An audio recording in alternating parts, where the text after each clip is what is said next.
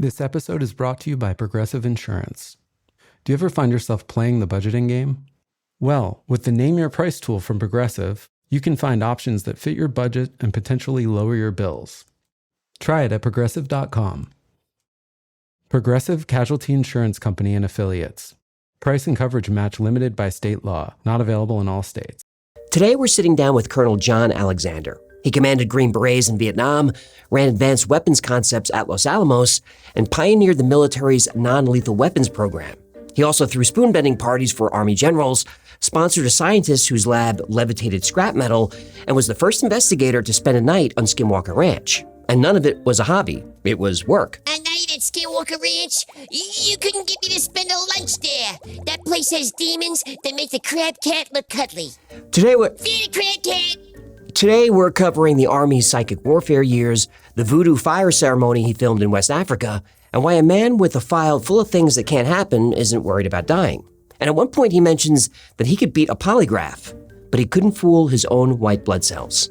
That one's gonna bug me for a while. Yeah, they can never polygraph me. No pulse points, no fingers, no sweat glands. I'm untestable, baby.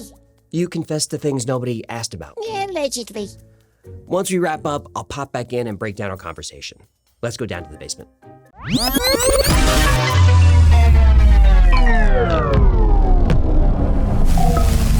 Colonel John Alexander, welcome to the basement.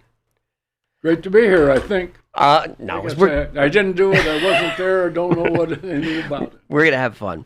Okay. I want to start somewhere no one does. You're in a village in West Africa in the middle of a voodoo ceremony. Cameras are rolling, and the shaman, takes a fire to his face? What happened? Oh, no, it's much more than that. We were attending a voodoo ceremony, and in this particular case, the shaman himself came out. Now, he picks up a flaming torch and puts it in his mouth and, throws it. Now, what's really interesting was when it was my camera, by the way, that was rolling, and at distance like we're sitting right now. This is not a long ways away, and yes, it's hot. I mean, there's definitely heat. Got long chin whiskers that don't singe. Now, this also went on, and they brought out two young boys, probably about 10 or so, and the shaman goes, this and passing the power, and say, well, they can't, they haven't got the full range yet, but they would stand in the fire, sit in the fire, eat the fire. It defies everything you know about thermodynamics. They say, well, they have some magical, asbestos substance or something. You gotta understand, these are people who look up to dirt and poverty. Right. That they have some exotic materials or something. They did have a long history as to how that came about, but it just defies the rules. There's no doubt about that. What was the ceremony for? They're lighting fire. Us. No, this was, we were with a small group and they were doing it for us, but this is something they do all the time. Only the shaman can do that? Or what I'm getting at is, can we all learn that power? Okay. That is a question that's hard to say. There's obviously a period of training and introductions. Like I said, with the boys, he was passing the power and said they've only got so much. We saw a number of them do this. The backstory is that this goes back to the days of slavery. And these were people that we were in Benin at the time, or we were in both Togo and Benin, but in that area in West Africa. And, most of the slaves were actually captured by Africans and that. And one of the things that had happened is that they had been captured. Most of the people were put in one of these corrals, which was then set on fire and burned alive. After that, there were a few survivors who had been outside and said they made a deal with the fire gods that if, they would honor them in return for protection. Now, we're in an area where, if you believe, the physical evidence we saw is they definitely could do these things. Might mention that I had taken this to a local magician and guys who deal with fire and say, okay, how do you do this? And the answer was, you don't. He had showed me the tricks of people, how they do fire things on stage and that. And part of it, frankly, is just how much pain can you stand? Yeah. How far do you go before it kicks in? But the beard doesn't singe. That doesn't. Yeah. Well, that's why I say the laws of thermodynamics should be if you put someone on the skin, you'll burn. Right. Yeah. It didn't happen. Were you there on official capacity or just curiosity? No. This was personal, and after I had retired the second time. But I want to point out one thing: misconception about voodoo itself. Voodoo, in my view, is not just a religion; it is an entire way of life.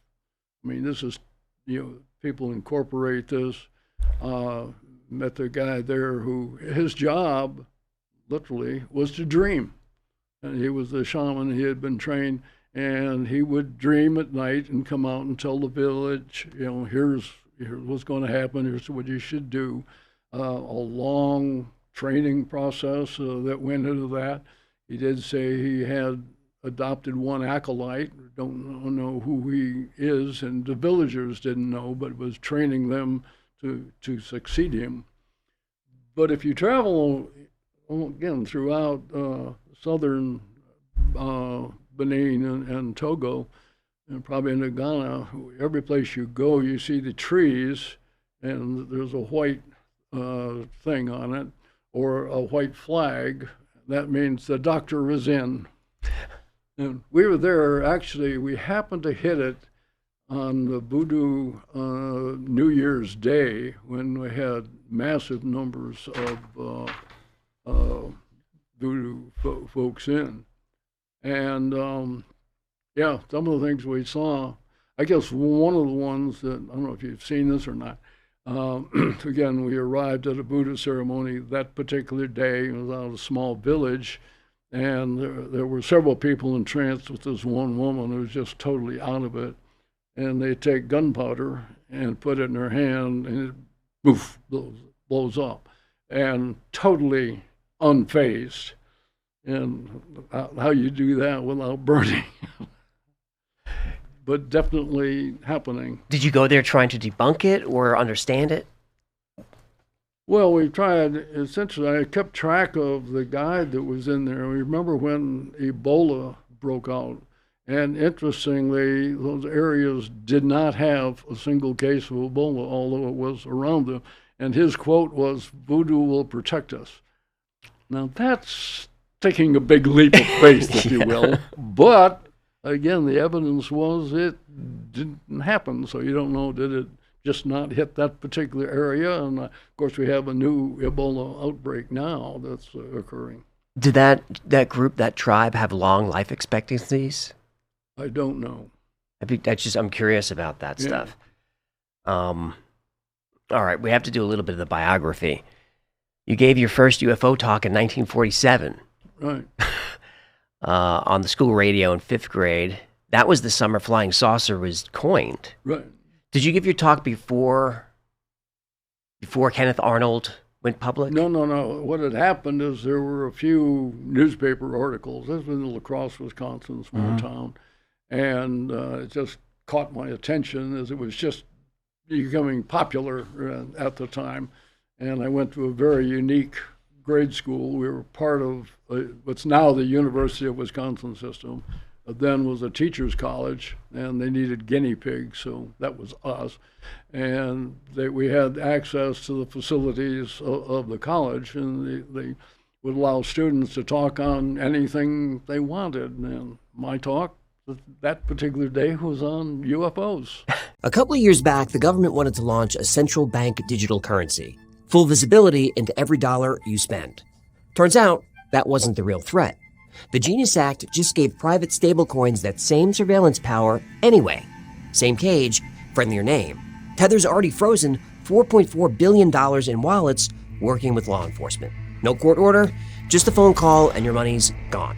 And 95% of the money in this country is already digital and tracked. Every swipe, every transfer, sitting in a ledger somewhere.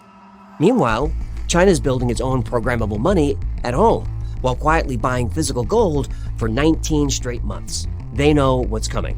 They just made sure they're not on the receiving end. That's the case for owning something outside the system. Physical gold and silver. No wallet to freeze, no account to flag, nothing to censor. That's why I trust the people at Golden Crest Metals. Free investment kit, free portfolio review, no pressure, and right now up to $25,000 in bonus silver on qualifying purchases. Visit goldencrestmetals.com/the-Y-Files or text the word files to metals. You'll receive a free investor kit explaining how physical gold and silver can be added to an IRA or 401k, a free portfolio review with no obligation or hard sell, and on qualifying purchases up to $25,000 in bonus silver. So you've been on the case for 79 years. Yeah, close. More than that. Well, yeah, since then, yes, I was 10 at the time. Yeah. Well, speaking of 47, that's Roswell's year. Do you have I think you have we're going to get some controversial opinions today from you, which is fun. Yeah. What about Roswell? Was that, I never heard you say aliens really in any of your talks. What's the question? Roswell, was that a crash retrieval? Or is that a weather balloon? No. I think the answer to both is probably no. But, and this, I can argue Roswell either way. One of the problems in studying, you get in however deep you go, the data never all fit into neat pockets. But I can make a strong case, that an event occurred. I don't think there's any doubt. Remember, Roswell did not really become a thing until much, much later. Bill Moore's book, maybe in 1980. Well, Stan Friedman Yeah. and those guys. Yeah. So for decades, it wasn't like it was in the newspaper, except in the Roswell newspaper, of course, and that. Don't think there's any doubt that an event occurred. I don't think there's any doubt that the government came in pretty heavy-handed. But what people forget now is the time frame. I mean, we're talking beginning of the Cold War. We had just come out of, and I actually remember part of World War II, not as a participant, but, remember some of the things going on. So you have to remember the public tenor at the time, and this would have scared the crap out of everybody, And it also, the straight story, and with a lot of documentation to it, was, remember what's going on at the time. At that time, the U.S. is the only atomic, as opposed to nuclear power in the world. And we knew the Soviets were working on it, so the big question was... When? Yeah, if they pop, it changes the dynamics quite a bit. And so that they had very high altitude sensor systems. Now, they later went to seismic systems, which were better happening. But that they would have had, and it would have been super, super sensitive, and very few people. And I do know, I think it was Bill Byrne, one of the TV programs that they had. He came in and they laid out some material, and there were people, Jesse Marcel and others, and there was another sergeant who was there, and they brought them in and said, "Do you see the same material here?" It was laid out, thin films and all that. And the answer is yes, and they pointed to one. And the point was that did exist at the time and had most of the properties, metal with a memory and flame retardant and all of that.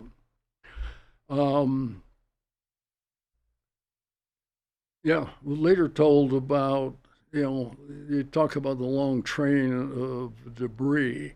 And what I was told by very knowledgeable sources was that, yes, what he had, these things were cut to a specific angle, looking for certain frequencies. Again, we're looking for as a nuclear detonation occurred. And so, that kind of material would have been there. Now, I talked to Bruce McAvee, you probably know about this at the time, and he goes, well, if that's true, wouldn't they have found a screw or something? Yeah. That was that. So I don't know. But again, the case, just dwindled immediately. It did not hit the pop. Other cases that came along, the flights over Washington and all that, many more UFO sightings came along. But Roswell is a conundrum to me. Is it? Yeah. I think Marcel said, because he took the material home overnight, didn't he say that there was writing on some of that stuff?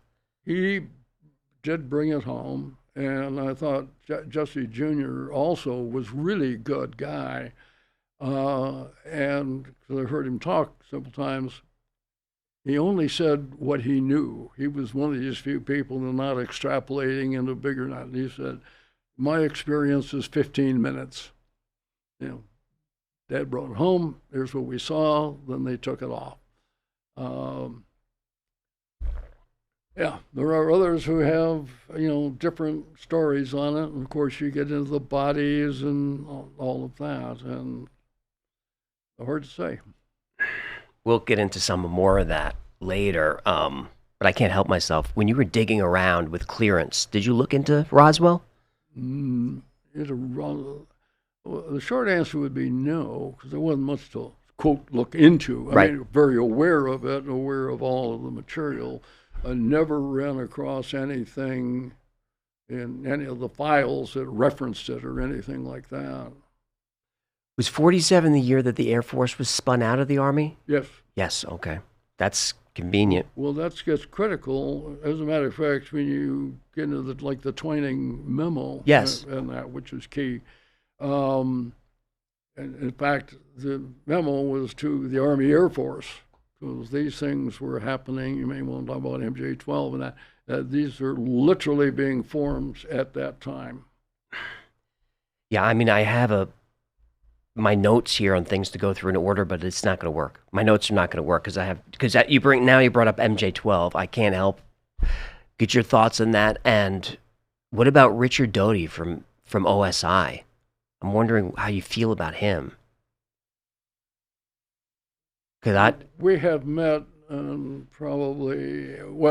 we met, he was with the New Mexico State Police. He told us a story that could not possibly be true. Okay. In fairness, they were guessing who I was.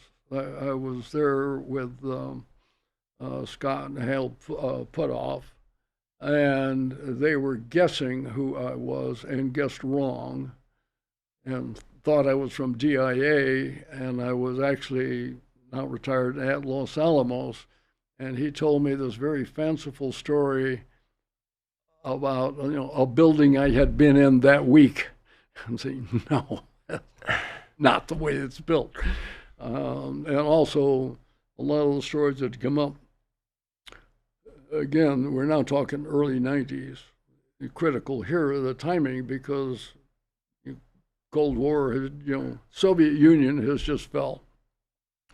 And with that, at Lanol and a lot of other places, of course, we went into the peace dividend probably way too early, but the issue was that a lot of places that were, quote, behind the fence no longer, had guards at the gate. The fences were still up, but people would come and go and whatnot. So, no, I've just, I guess I just in the last week saw a preposterous thing. I come from SF background, and the claim was that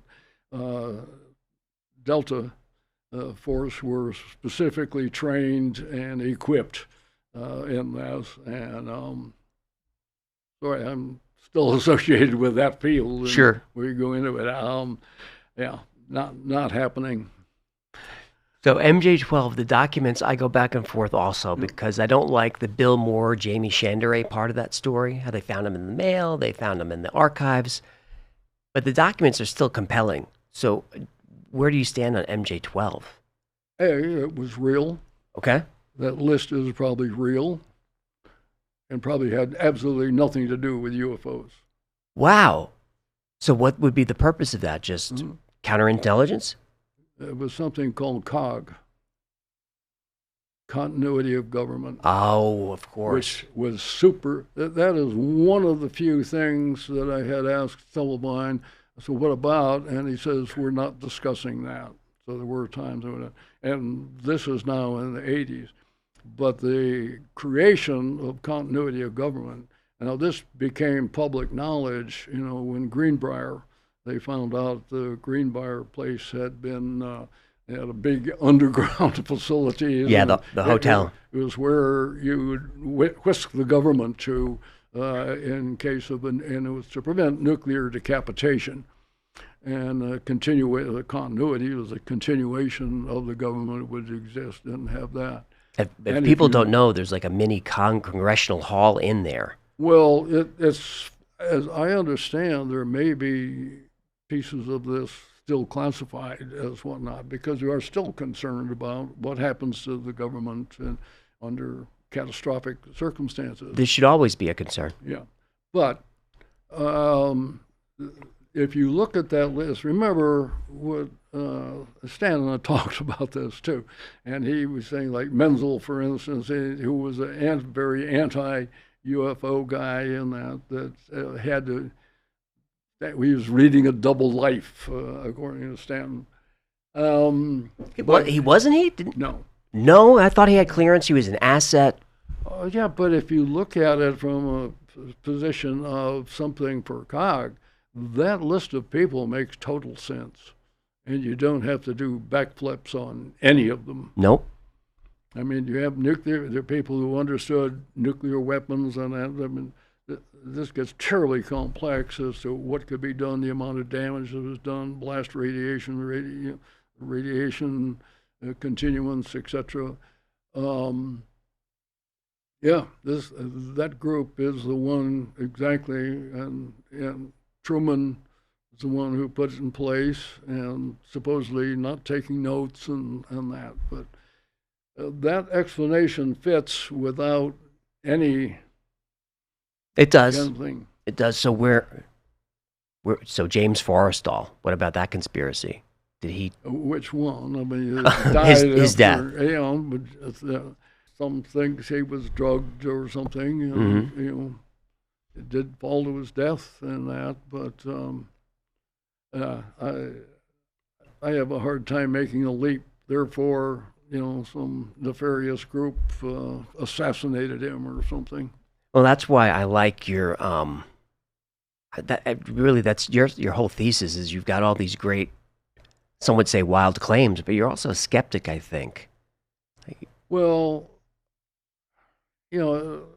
my current thinking is a little different than it was, and how so? Well, that's primarily because some of the people who come forward, who are personal friends, and who are very highly located, well placed, etc. This is when you get into the quote, the legacy program per se. That varies considerably from my firsthand experience. Yeah, I mean, and some I just end up with can't really tell. I think you had Jeremy, for instance, come forward. I mean, that's their whole thing is in. But the question I think is, are you tracking down what are UFOs or UAPs or whatever, or is your whole thing on I want to crack the government? Yeah, I mean, what does George think about it? I think he cares more about government transparency than... Yeah. Well, I was going to get into this, but in my view, I think the entire approach is wrong now. And yes, the government does have data, but I don't think this fits very well with governments per se. I think that a better model of how to approach would be consider the human genome, where you had multiple countries. The major thing is sharing data. I would also compare it to cancer because it's ubiquitous. It is, many different forms. It morphs, it changes, and all that. The government has a role to play in this, but it is not the role that you have, many people, different government.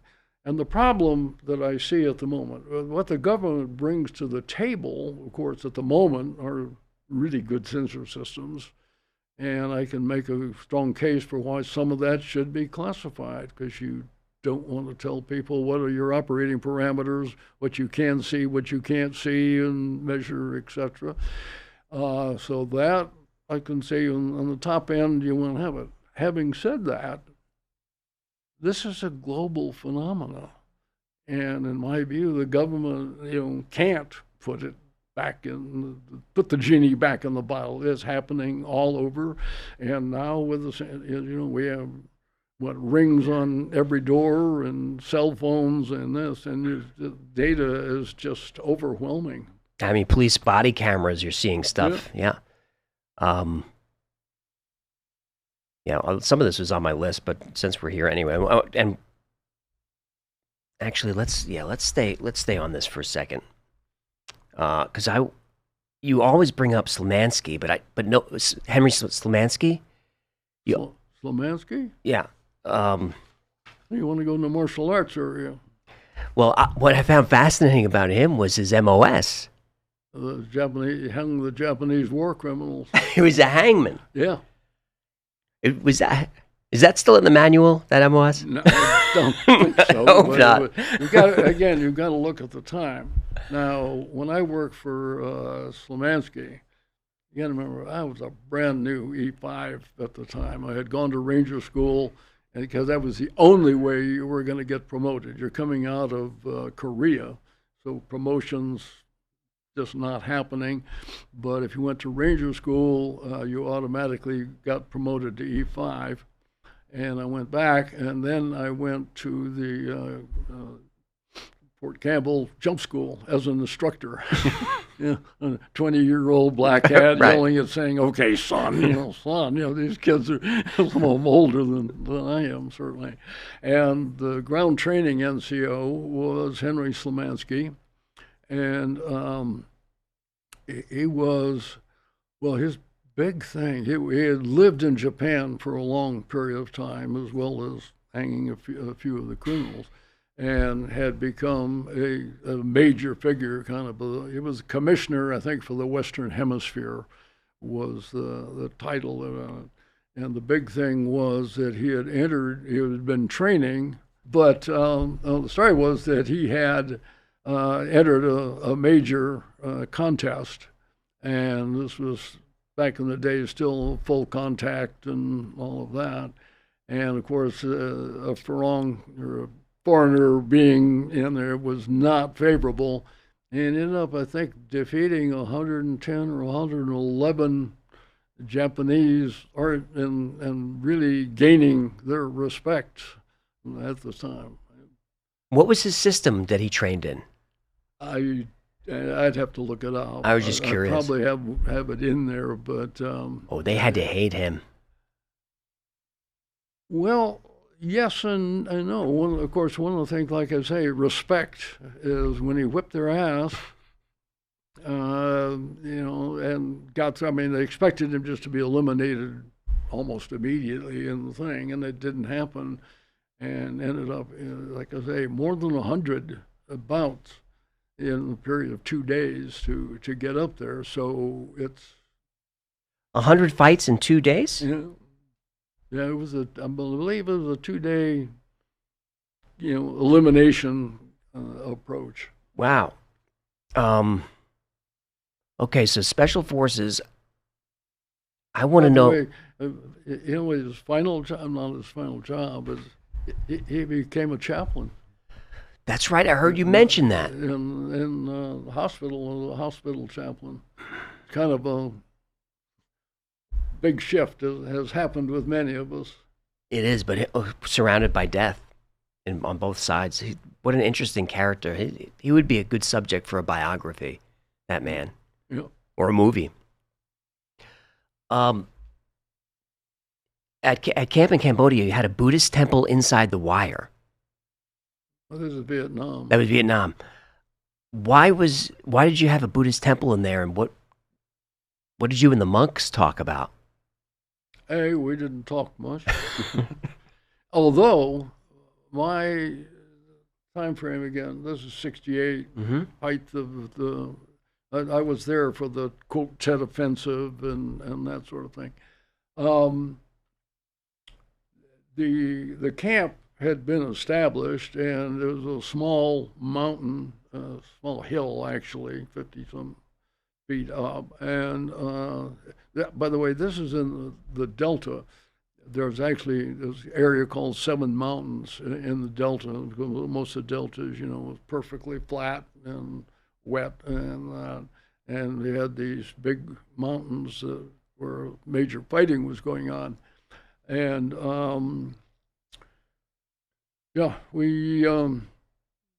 why the temple was there, it was there when I arrived. One of the main things, though, my main interpreter there, we called him Mike, had actually been a monk for 6 years, so did have some, that was a personal discussion. And however, on the top of this little hill, I'm saying, there was a small enclosure, and we'd always have somebody on top, and people were located in different places in case you got hit. You didn't want to lose everything at once. And I can remember, because we'd usually stay up pretty late on that and going to sleep and waking up being surrounded by monks, chanting, kind of an interesting awakening. I bet. Did you talk to them about consciousness and near-death experiences, anything like that? No. NDEs don't even come. Remember, this is 68. Raymond and Elizabeth don't come into the field until mid-70s. Right. The first discussions. So. But before, I think Moody coined the phrase, but they were still existed. Well, I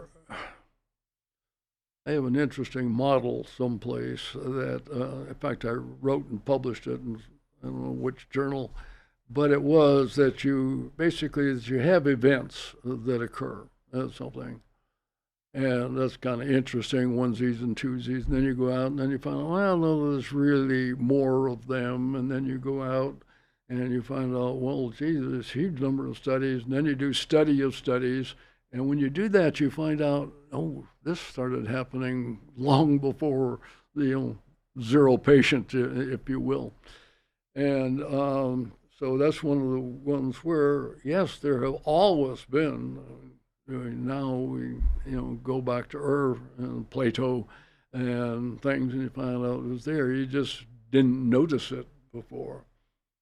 I think it's a great resource to have Buddhist monks to talk to about that stuff. Well, like I say, that was the time frame is off by a decade or so. Yep. We'll get into Raymond Moody a little bit later too, because he's fascinating. He's changed my thinking on quite a few things. Raymond Moody. That's and Kubler-Ross too. You mentioned Elizabeth. Yeah. You knew everybody. Well, Elizabeth was the head of my doctoral committee. And that's one of these strange stories. And I had answered some questions before, and one of them was there an event that changed it? No, there are just so many of them. What had happened is I was in OE school in California and had seen some tapes where she was now talking about near-death experiences. This would have been 77, 78 time frame. And she had come to lecture, and then there was a workshop that I attended on my own. And it was very unusual in that about 50% of the people who were in attendance were medical professionals. About a quarter of the people were like me, just kind of interested. The other quarter were dying. Oh, my goodness. So from an emotional standpoint, this is really an intense kind of workshop, very different. And so when I was stationed at Fort McPherson in Atlanta at the time, and I just sent her a letter that was kind of a, gee, thanks. It was very impactful and whatnot, because these do get emotionally intense, as you can imagine. So a few weeks later, we had secretaries at the time, came in and said, you got a call from Elizabeth, her assistant. Okay, and the call says, well, Elizabeth is going to be coming through Atlanta tomorrow. Can you meet her? Remember, you can still go out to the gate and all of that. And she has several hours there. Can you meet her? Well, of course. And I was getting ready to work on a dissertation in a different area, but in behavioral science. And so she arrives, and I said, I think I'm supposed to ask you a question. So what's that? Would you work on the committee? She says, oh, yes. Didn't want to get into models and things, but anyway, that's one of those events. And her other comment was, look, I know 1,000 people in Atlanta, and I chose you to call, and I have no idea why. That's when I said, I think I'm supposed to ask a question. Yes. Do you believe in synchronicities and things like that? Yeah. How do you not? Yeah. We'll probably get into generic consciousness sorts of things, but that is one of many that have occurred. And so you say, is there a single event? No, there's just those that have happened and happened. My probability throughout the military career is totally impossible. Like you said, Colonel, my probability of making Colonel is below zero, because I had not done you were supposed to do certain things. And technically, I was an infantry officer. I'd spent most of my time in special forces and doing other sorts of things. I had 2 tours ever in the infantry. And so when the board came out, I was getting ready to retire. So, okay, it's been fun. But like I say, the probabilities are just impossible. Why was it so hard? I mean, you were enlisted as private, and I think they call you guys a Mustang. Come up hard. Yeah. Come up hard way. I was,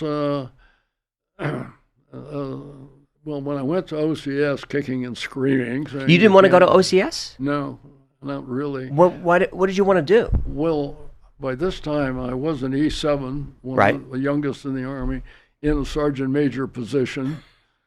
I mean, that's just impossible. What year were you did you get promoted to E7? 62, 63, somewhere in there. I'd have to go back and check the records. So you're only in 6 or 7 years. Only about 6 years. It was fast. Yeah. And there were a whole set, again, of synchronicities that happened that could allow for that. And, so for me, sergeant majors were gods. Sure. Why would I want to be one of them? So you wanted to just stay with the infantry? You didn't want to make lieutenant? I was SF, Special Forces. Right. So you wanted to stay there? Pretty much. I mean, that was, more interested in special operations than, and of course, then as I got promoted, I was a Special Forces medic, because then in the operations slot, and then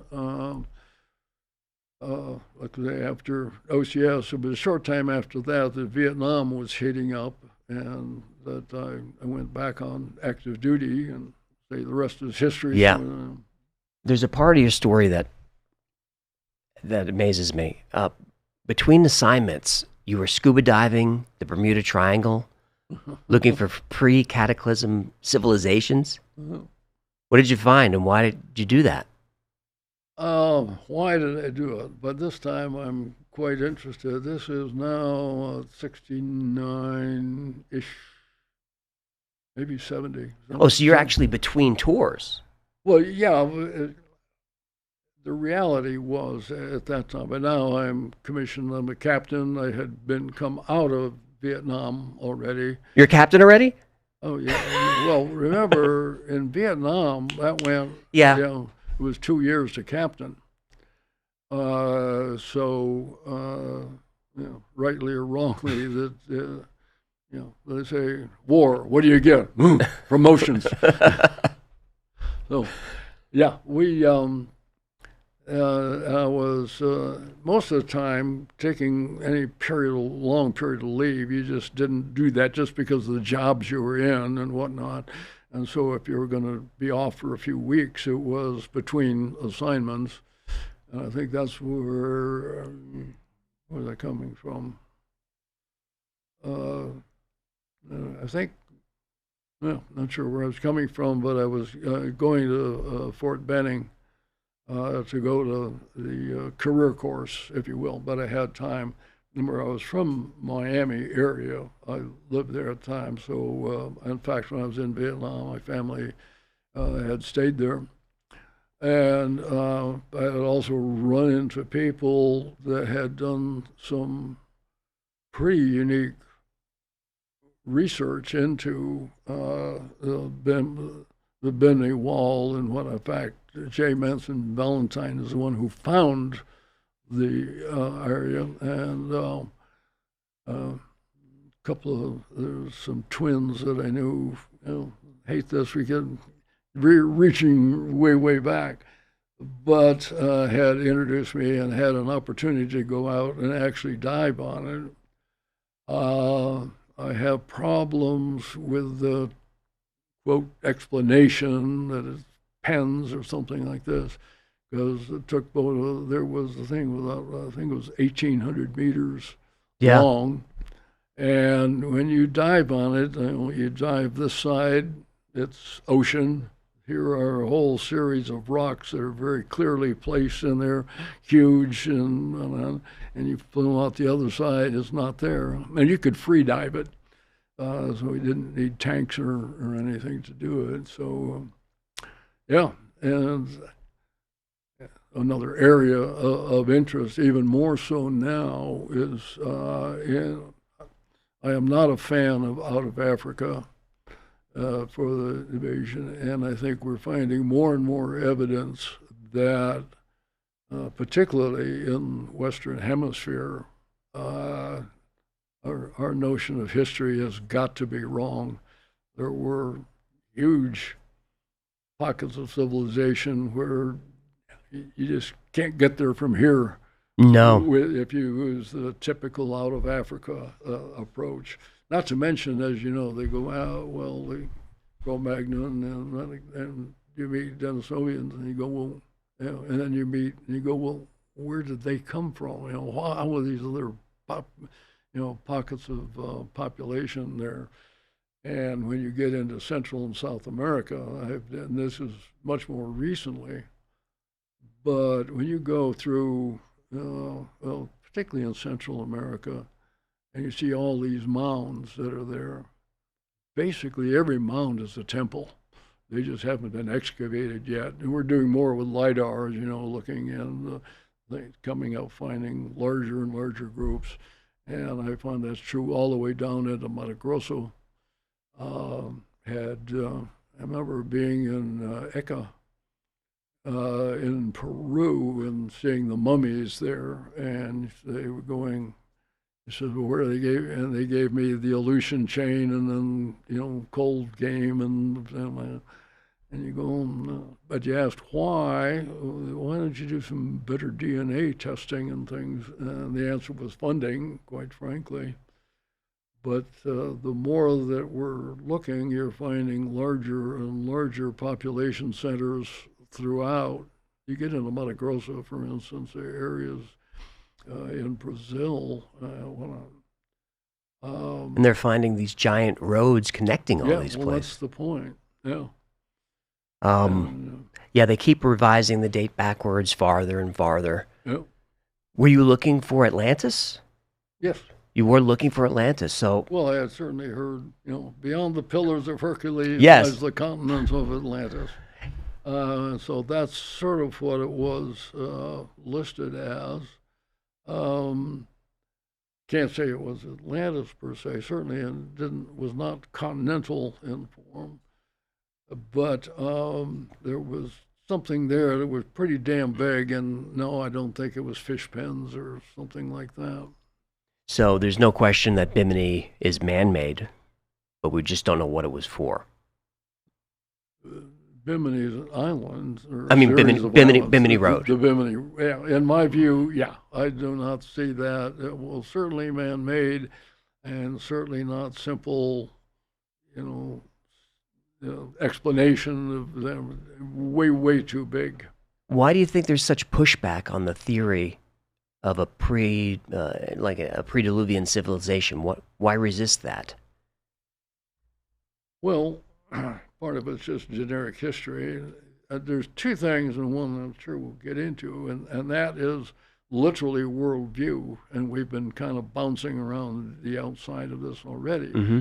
But one is a pure materialistic, we're going to go back and get to the God particle or something like that. And the other that I tend to support is more like Max Planck, that says you can't get behind consciousness. And the idea that consciousness arises, or the physical arises from consciousness, as opposed to, something we generate in a few pounds of meat. Yeah, I tend to believe the same thing, but I don't know who created it in the first place. Was consciousness here before the Big Bang? Consciousness is. It is. I get that question, and it's kind of hard to explain. And in our, the worldview, again, that we brought up, the standard review, of course, we're seeing a huge shift now between classical physics to quantum. My best quote on that was from John Feynman, who had been at Los Alamos, as you know, and he goes, anybody who says they understand quantum mechanics doesn't. That's right. That's a great quote. We're coming up at a break, but I can't help but ask, you were friendly with Ed Teller? Yes. Did you and Teller ever discuss Max Planck's theories about consciousness? No. I would have loved to get his. Yeah, that was, imagine picking his brain. No, we did do UFOs, and you may want to discuss some of that. I will. A bit longer, but yeah, no, and as you know, had him literally over for dinner several times, and because more interested initially in what's his take on UFOs. What did he think? The quote was, "You're looking in the wrong place." And he did not mean by that in looking in the wrong files. He was talking about telescopes and things like that. But again, we're still talking at a time when even my thinking was we're talking physical hard craft, and we're crap flying around. And I had by this time had already had the advanced theoretical physics, and I'm sure you've got into some of that. Yeah, we'll get into that. So we had a lot of cases, and now he was interested in Cash Landrum. He was? Yeah. What drew him to that case? That's 1980. Radiation. Radiation. Yeah, Cash Landrum is December of 1980. Yep. But remember his thing. Radiation. Sure. So the idea of people who've been irradiated in that, that got some personal interest. All right, we'll take a quick break. When we come back, I want to talk about the new mental battlefield. Okay. All right, we'll be right back. Okay, in December 1980, you published the new mental battlefield, sent it to military review, right? Expected them to reject it, and they put it on the cover. Yep. Who was the editor? What was he like? No, that was key in another one of these serendipitous events. See, I was attending a Command General Staff College at Leavenworth. Not terribly challenging. So I wrote the article because I was interested in these various weird shit things. Like I said, really didn't think, because I went into remote viewing and psychokinesis, and of course, at that time, a book that had recently come out was Psychic Discoveries Behind the Iron Curtain. And so what are the Soviets doing and all that? You're going to keep, by the way, I keep slipping between Soviet and Russia, and I don't understand the difference. But most of my life was in the Soviet era. So we were very concerned about what they're doing. So I wrote the article, and it turns out, and I don't remember the editor's name, but I got to meet him. He'd had a near-death experience and had been out of body. And that's how the thing got from not only printed to the front cover of the magazine. So it came out, by the time it came out, I'm now in Washington, in the Pentagon, assigned as a Department of Army Inspector General. And frankly, it came out as, not a whole lot of it. However, there was Jack Anderson. Mm-hmm. Okay. So Jack Anderson picks up on this, and he writes the story, The Voodoo Warriors of the Pentagon. Ain't it awful? Look, all the Pentagon's wasting your money. And, of course, he was syndicated, so this went out widely. I got to meet the guy. It turned out he hadn't written the article. Forget the guy's name who done it. He took that and wrote a book. What happened was, said they got more response to that article than anything he had ever written, and it was 99% against them. Everybody was saying, well, of course the Soviets are doing this, we ought to be doing that, and whatnot, which was not what. And he actually showed me the draft article, which was written positively, and they just flipped a few words from look at the neat stuff they're doing to look at how they're wasting your money and whatnot. Fast forward, after that happens, again, I'm literally in the bowels of the Pentagon, and this lieutenant colonel comes roaring in, did you write this article? And I said, yeah. Don't you know the process for getting it cleared? I said, yes, why? And why I had the file there, I don't know, but I happened to have one that says, what office are you from? And it had been from AXE, the Assistant Chief of Staff. Accordingly, fast forward a number of years later, we're doing a spoon bending party, and this guy raises his hand, and he's one of the colonels on him. Did you write such an article? I said, yeah. Would you like to meet the guy who cleared it? Wow, he was there at the spoon bending party? Well, this was an official event, so all the people there were military. Sure. But the point is, he'd gotten his ass handed to him. Oh, he did? for letting it out. He may or may not have known about, I think it was a grill flame at the time. Pre-Stargate. Oh, long. Mm-hmm. I mean, it went through several iterations of the same program, but just name changed and locations and things like that. It was all under AXE, the Assistant Chief of Staff for Intelligence. And so that was the office who came in screaming, but this gets into the compartmentalization where part of people know what's going on and other people don't. And it didn't raise any flags at the time that it went in. Yeah. So you brought up the spoon bending parties. Can you tell me a little bit about Stubblebine? What was he like? Did he really try to walk through walls and do stuff with the clouds? No, well, the clouds are real. And okay. I used to do that. You can actually do that. You can make clouds? Yeah, disappear. Yeah. And what you do is, in order to know there was the right one, is you got kind of a chain, and you got to identify which one you're working with. It's kind of hard to explain, but yeah, mentally you can bust clouds. You can do it. Yeah. How do you know they're just not doing that on their own? Well, that's the point. There is, like I say, you have a series, and you pick one, and you pick that one, and the ones next to it don't do it. disappear. Yeah, and only the one that you're working on does. Highly, I don't know of any scientific data that would back it up. My personal experience is, we did that, so that part was done.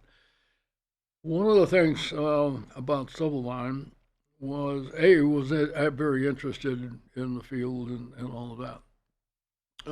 What was not known generally at the time is he was one of these people who was allergic to bee stings or thing, and so he was going out to Walter Reed and constantly getting shots, trying to, from a military perspective, it's not good. In fact, I got evacuated once on bee stings in Vietnam.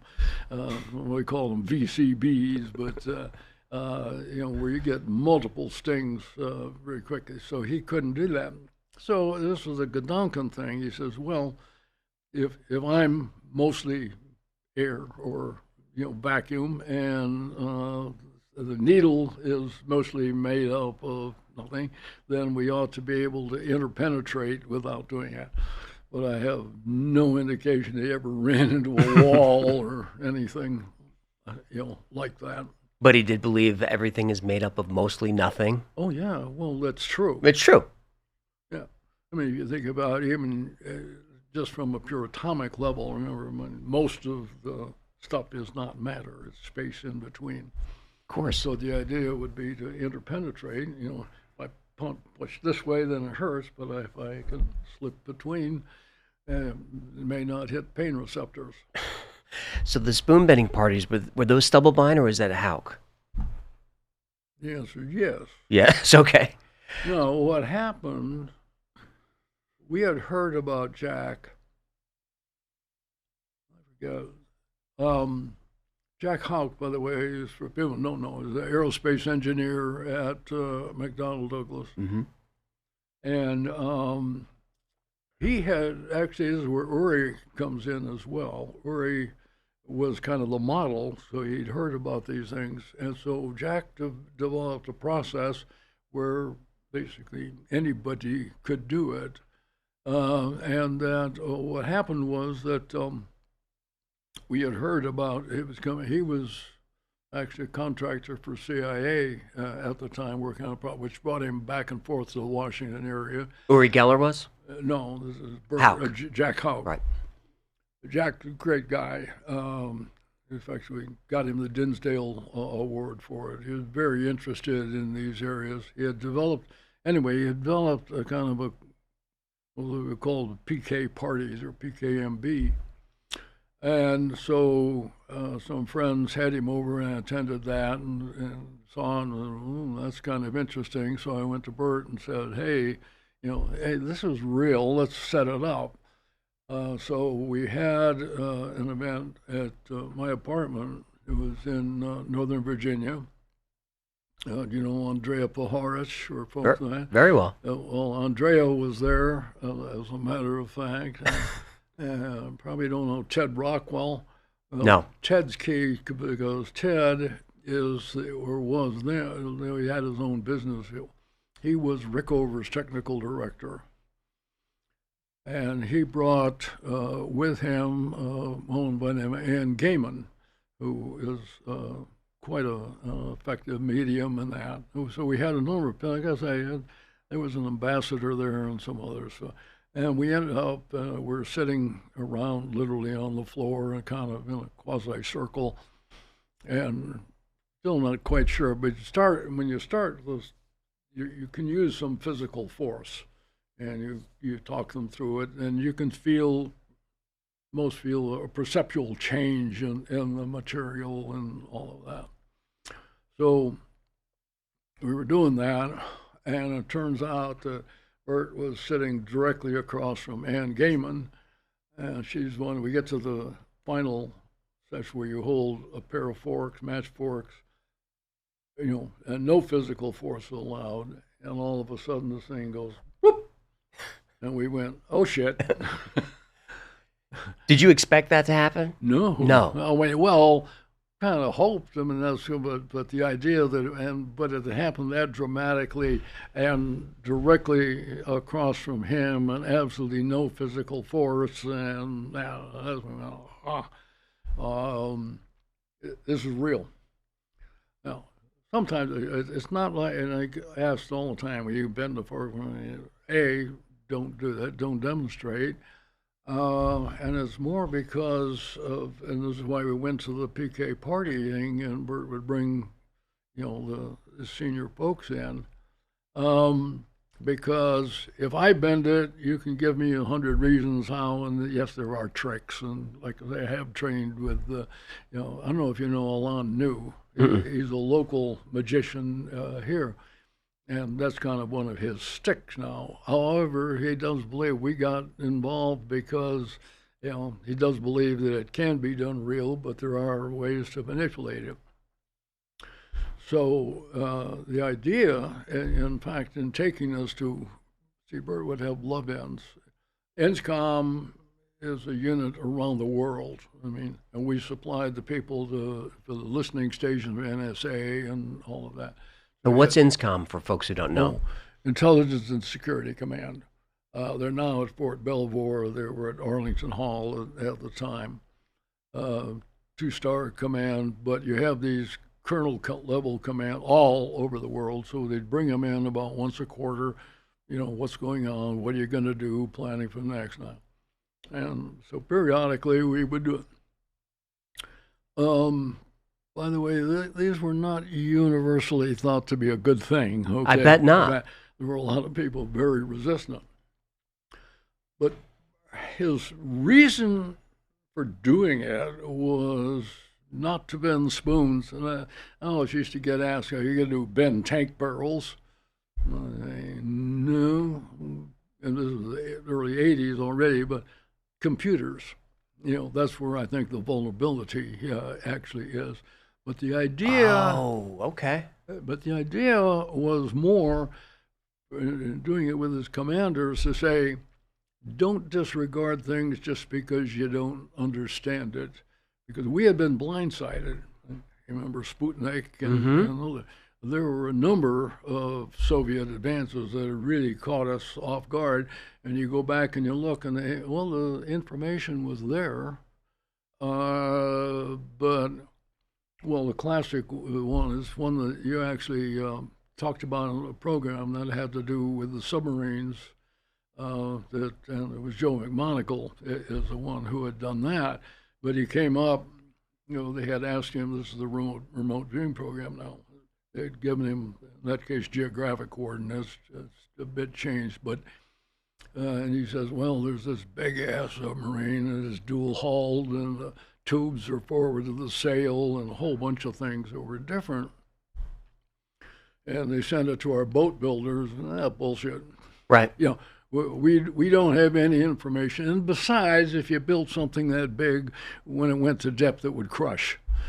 And then the clouds parted and the cameras came on, and there's the Typhoon-class submarine. Yeah. There it is. Yeah. So with double hulls and all that. Yeah. But the point, it was all as Joe had outlined. But his point was, no, we've been blindsided enough. So just because you get things you don't believe, now you've had an experience of seeing things that would happen like that. It's a reminder that, check it out. Don't just classically disregard. Can we see some of the silverware? Oh, yeah. These are amazing. Some other programs. What I brought with me is these are literally the actual forks that happen. I have tape on because I normally keep them stuck. Now, you got to, what happens is that at the end, what we call the graduate school, you hold them thusly. And so this took place at Xerox Center, and we had, again, folks from all over the world, mostly 06s, if you will, 5s, a couple generals. And so I'm in, it's kind of a semicircle, and I'm in front. and there's 2 rows, and these guys yell. And this thing had dropped a full 90 degrees, which I did not see. Were you holding it? No. Okay. This is, I'll get to why I have them hold. These are the actual forks. But what happens then, well, I had a GS-18, a science advisor is the one who saw it drop, and these people yell. But I'm also, frankly, a little skeptical that somebody's not putting me on, because remember, these people are not happy Right. that we're doing this on hallowed grounds. But then, like I say, this drops over, it comes back up to straight up, goes back down, and back to where it literally waved. Now, that's an N of 1. I saw that once. These are the ones. And the reason I have them is the guy put them down and said, I wish that hadn't happened. I mean, really scared him. Sure. And because normally when we do these things, people take all the stuff home with them, which is fine. And normally that's what would have happened. There were some other major bends that took place last night, and whoever did it did take them with them. You can tell that that's... Oh, you can tell. Yeah. But the point is, the only time I saw Ann's drop that once, a full 90 degrees, this was the only one where we actually saw it, kind of literally wave at us. Understanding, because he was assigned in Europe, and Sullivan was over on another trip and saw him, said he did it once more at home and put it down and said never again. So who was bending it? Well, this colonel. The colonel was. Yeah. And he didn't expect it to work? He did not want it to work. I understand that. This is a personal, scaring him. Now, one of the things, and we haven't gone into this, the work of the devil in all of these things, this is a major issue. I mean, not to be taken trivial. Man, as you know, you get into the UFO, we have the, vice president now talking about demons that are out there and all. But I had, when the article came out, a number of friends that I talked to, again, I'm in the building, and they're going like, that's the work of the devil. We shouldn't be doing that. And as a matter of fact, there's a good rationale why the program moved from the Army to Defense Intelligence Agency, and had Chief of Staff of the Army, fundamentalist Christian, and those issues have never gone away. Where do you stand on that? Do you think it's some type of spiritual warfare or anything like that? Well, that's a very different question. Is it? Yeah. Is it spiritual warfare or whatnot? I do think there's a spiritual domain that we're getting into, and this is where, all of these things come together, and it's back into consciousness and all of that. But you added another word, and that was warfare. Yes. Does it happen now? One of my problems with many of the organized religions is that they set up dogma. I'll digress a bit. I said Kubler-Ross had been the head of my doctoral committee, and when I was doing the dissertation, she made me change one word. That was from religious to spiritual. Okay. And it made a major difference in the outcome of a thing. And many of the people said, I don't like the dogma of the church, but I have a spiritual relationship with Supreme Being, whatever you want to call that. There were others who said, I believe it's spiritual, but I like the ritual of the church, because from having grown up within that. But it gets, terribly complex stuff. It does. I mean, I know you know Chris Bledsoe very well. Yep. When he was here, I asked him, can anyone learn to summon orbs? He said, yes, but you shouldn't. I haven't talked to her, been in touch with Chris since yesterday. He doesn't... You know that story, or should I tell that Tell one? it. Oh. Well, what had happened is that Yeah. I'd met him in Pennsylvania initially and talked and had this long story. I mean, well, he told it, but it can do hours, literally. And so I knew about the initial thing. Victoria and I went to see him, and we spent a few days, and we went down to the Cape Fear River where that incident, the initial incidents had occurred. And so what got my attention, well, I already was pretty positively disposed because I'd seen enough stuff. But we went down to the lower thing right next to the river, walked back up where he says he had seen going beams and all that. So we're at the car, and Victoria and his daughter Emily get in the back of the seat of the car, and Chris and I are leaning against the left front fender. It's just starting to get dark, twilight, and he turned to me and said, "Oh, I think they're here." And with that, this thing pops into view, and he goes zipping off, and I saw that. And there was a second, against the temporal relationship between him saying, "I think it's here," and that. Now, we've done a lot more since that. In fact, doing some competition now and trying to prove in consciousness. The big one, did you do the one on Rail Splitter? This was on Beyond Skinwalker Ranch, and the incident that I think is truly phenomenal is that it's a split screen. Chris is sitting there pointing off the UFOs or the orbs, if you will, are over there. The second camera has the orbs. The third one, he's got an EEG helmet on, and you see a massive shift in brainwaves when he says, this interaction is occurring. Wow. Easily quantifiable. Kind of can't quite explain it, but it does say that there are things going on, and I can't say it's totally unique. I will say I'm hearing more and more of people who are, doing something. Should mention the guy, Bob Monroe and that. I wanted to ask you if you knew Bob. Well, the Monroe Institute. Yeah. Well, I knew Bob. Of course you did. Yeah. But yeah, well, what folks don't know is, he used to go out and do this too. Bob would summon orbs? Yeah. Well, no, UFOs. UFOs. Yeah. And by the way, Elizabeth also was a friend of his, had been down there. And yes, they would summon them in and see. One of my first questions that I do on the UFO presentations is, what do you mean?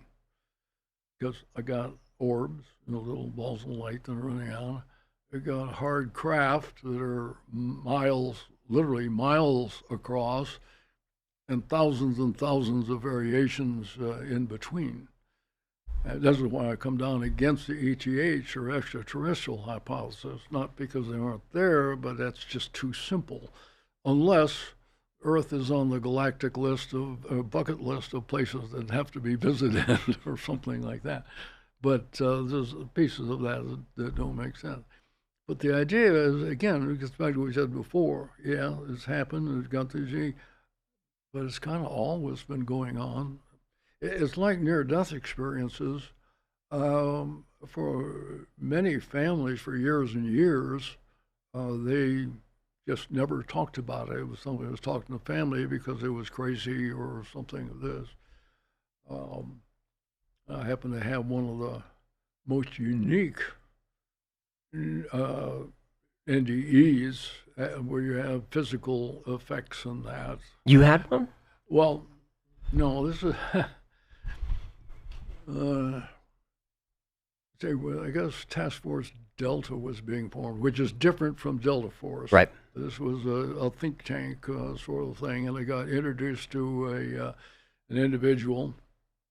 He's not really, I think, ever come public, but what was unique about it, because they told me that he was shot down. What happened was, normally, this is a Vietnam story, but normally when you went out, at least in pairs, Well, this particular day, this one Cobra was out flying along, and the Cobra, you got the pilot and co-pilot lined up like this. They're kind of screwing around, and they get raked by a 51 caliber, and it's bad enough that Jim gets hit on the side of the leg, breaks his leg, and all of that. The what happens, as he described it to me, is when he gets hit, he goes forward. Supposedly the landing or the controls are shot away, but he remembers landing. Now, what happened, though, was there was no place to land, per se. There was a small opening. So they go to a country, he brings it nose up, so it's going to come in boom fast. Going to be a very bad day under all circumstances, but it's kind of ameliorates the shock because it, coming in like this. What's key, though, is that you have no idea what the orientation of the helicopter is going to be because the blades are still spinning, which is going to affect the way it lands. So you don't know until the end of that. Well, it turns out that about a click and a half in front of them is a friendly fire support base, and they see the incident happen. The thing crashes, beats it out. All of a sudden, Jim's out of his body, up floating above, and he's looking down, and he can say, here's the helicopter, here's how it's oriented, and there's the base in front of us. And says this hooded, I said, why male? But he thought it was a male figure, says, what are you doing here? And he said, the response was, well, I want help for them, not I'm in trouble. And he says, but don't you know? He says, no what? You're not dead yet. And with this, Jim sits up inside the thing. Back seat has already gotten out, and he's running away. At that instant, he turns, and he sees Jim move. So he runs back and grabs him. He says, I thought you were dead. You haven't moved since we were hit. And he says, there's a fire or a friendly base that's out over here. I'm going to go for help. And he says, no, Jim says, no, it's in this direction. Guy insists, no, it's this way. Jim can't move, got a broken leg. His face is literally burned off. Oh, my God. Pain is now setting in, and he goes, no time to argue. Literally gets the guy to give him his pistol as he's decided to commit suicide rather than be captured. So what happens is the bad guys come sweeping in, bad in this case, obviously relative, and then the friendly base comes in and they find him. Now this is the only case that I have because they put him in a jungle penetrator and lift him up, and he can say, here's the helicopter, there's the base, this guy's lost, and saved his life because before he passes out, he's able to say, went in this direction. But it's the only case that I have where a guy physically replicates in body what his out of body position would have been. I think Joe McMonagle said it was his near-death experience that kind of awakened his abilities. Well, I was also, I'm a past president of the International Association for Near-Death Studies, and so I've seen this change. And one of the things, interesting things that happened initially now, we're talking late 70s, 80s. The idea was that this was a discrete event that happened over a very short period of time, and that, mystical things happened, but it happened within that time frame. One of the things that became apparent with ions was that that people did gain abilities, particularly psychic abilities, precognition. One of the main things, I'm going to watch, but was that electronics, that these people couldn't be around electronics, that they could be affected by it.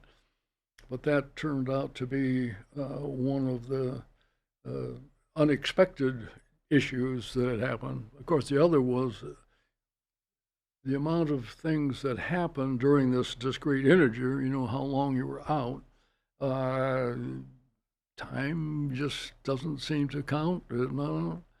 My brother, Eben, no relationship on that. Really good. There's a case where he was out of for nearly a week, and Out of body for a week? well, the NDE has lasted. He's definitely in coma for about that long. Endgame meningitis, and he has these fantastic experiences that happen.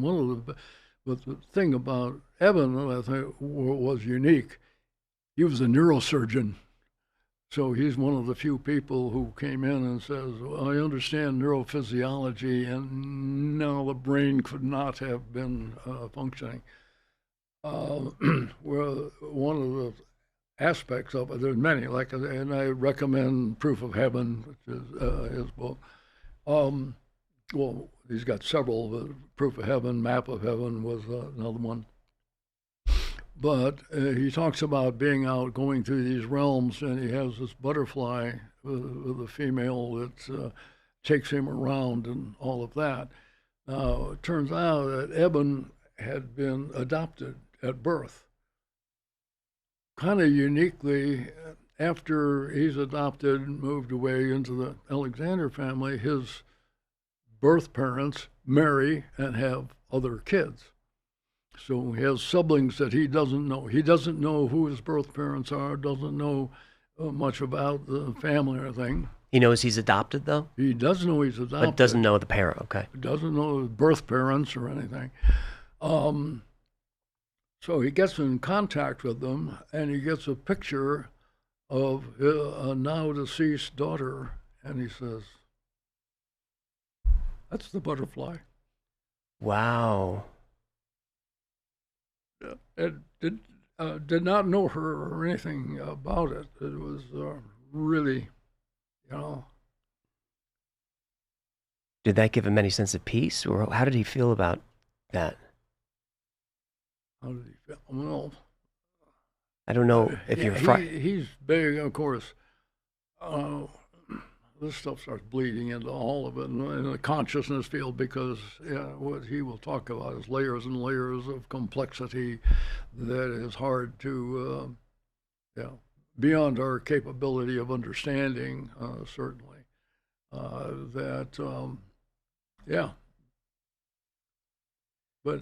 this was part of, this is transformational kinds of things that happen. The other one, the case, we had jumped from Jim. He did not, like I say, he did not really go public with that much. I forget how some mutual friends were aware, and we were both in, like I say, this Task Force Delta, and how that came about. The other one that I think is, well, there's so many. Again, you can search Ions files, but another one that I think is absolutely critical, is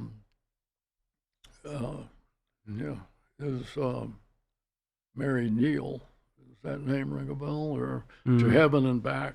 Yes. Okay. In her case, what's interesting, she's kayaking in northern Chile, in a remote area, and long story, but she, the last day, and they go over a waterfall, and she's an experienced kayaker, so it's well within her range. But she gets forced into it, not the way she wanted to go, and goes over, and the kayak goes in and locks underwater. And normally there's a release you can hit, but because of the force of the waterfall, can't reach it or anything like that. Probably underwater 30, 35 minutes. Yeah. Find her body down there. Bring her back. Two guys appear, and they assist in carrying her, to the waiting ambulance in an area that has no ambulances. And then they, take her to the. Now she says, met God being out there. Another thing, you had 4 young children, and something no mother would want to hear is, "Oh, your son's going to die at 17." She was told that? Yeah, and did not relay that to anybody. And like I say, this is not. So about a year before, she finally told her husband. By the way, she's a orthopedic surgeon in her own right. And they tell him, and sure enough, birthday comes, and he's out skateboarding in a different location, and the car zigs to miss somebody and zags. And last time I talked to her, was interesting was that she said, well, there were other things that have yet to come to pass. And so she says, well, no, that's personal, but yeah, there more information that had been transferred. Why burden her with that information? Why do that? Oh, I would not say she sees that as a burden. Knowing that your son's going to die? I don't know if I can handle it. Knowing that we're going to be together. John, do you think about what's going to happen to you? No, well, I'm long past my expiration date. You are, and you're still going strong. My mother died, this is from a biological standpoint, my mother died in the early 50s and father about 70. And I'm long past that now. You don't seem too worried. No, oh no, my question is it's like all of these things, these incidents that have happened and leading me going like, would somebody just give us the map? Right. What do you want to do? Go do it. It'd be easier. It would be. An area that has come up more recently, though, has to do with pre-birth agreements. And this is coming, I think, more and more into vogue, that we made certain agreements, and you're going to be presented. You still have free will. You get into the conundrum of free will versus predestination, but that you can. You'll be presented with certain things that will allow you to make choices, and you still have a choice of which way to go with it. But I've always wondered particularly the world as it is now, did we really sign up for this? Right. I think Raymond Moody's talked about it. I don't know if you know Michael Newton's work. He's talked about that life between lives and how we kind of gather together as in soul groups, and we decide together, like, all right, I'll see you down there, and this is what we're going to do. You kind of feel the same way? Pretty much. I had,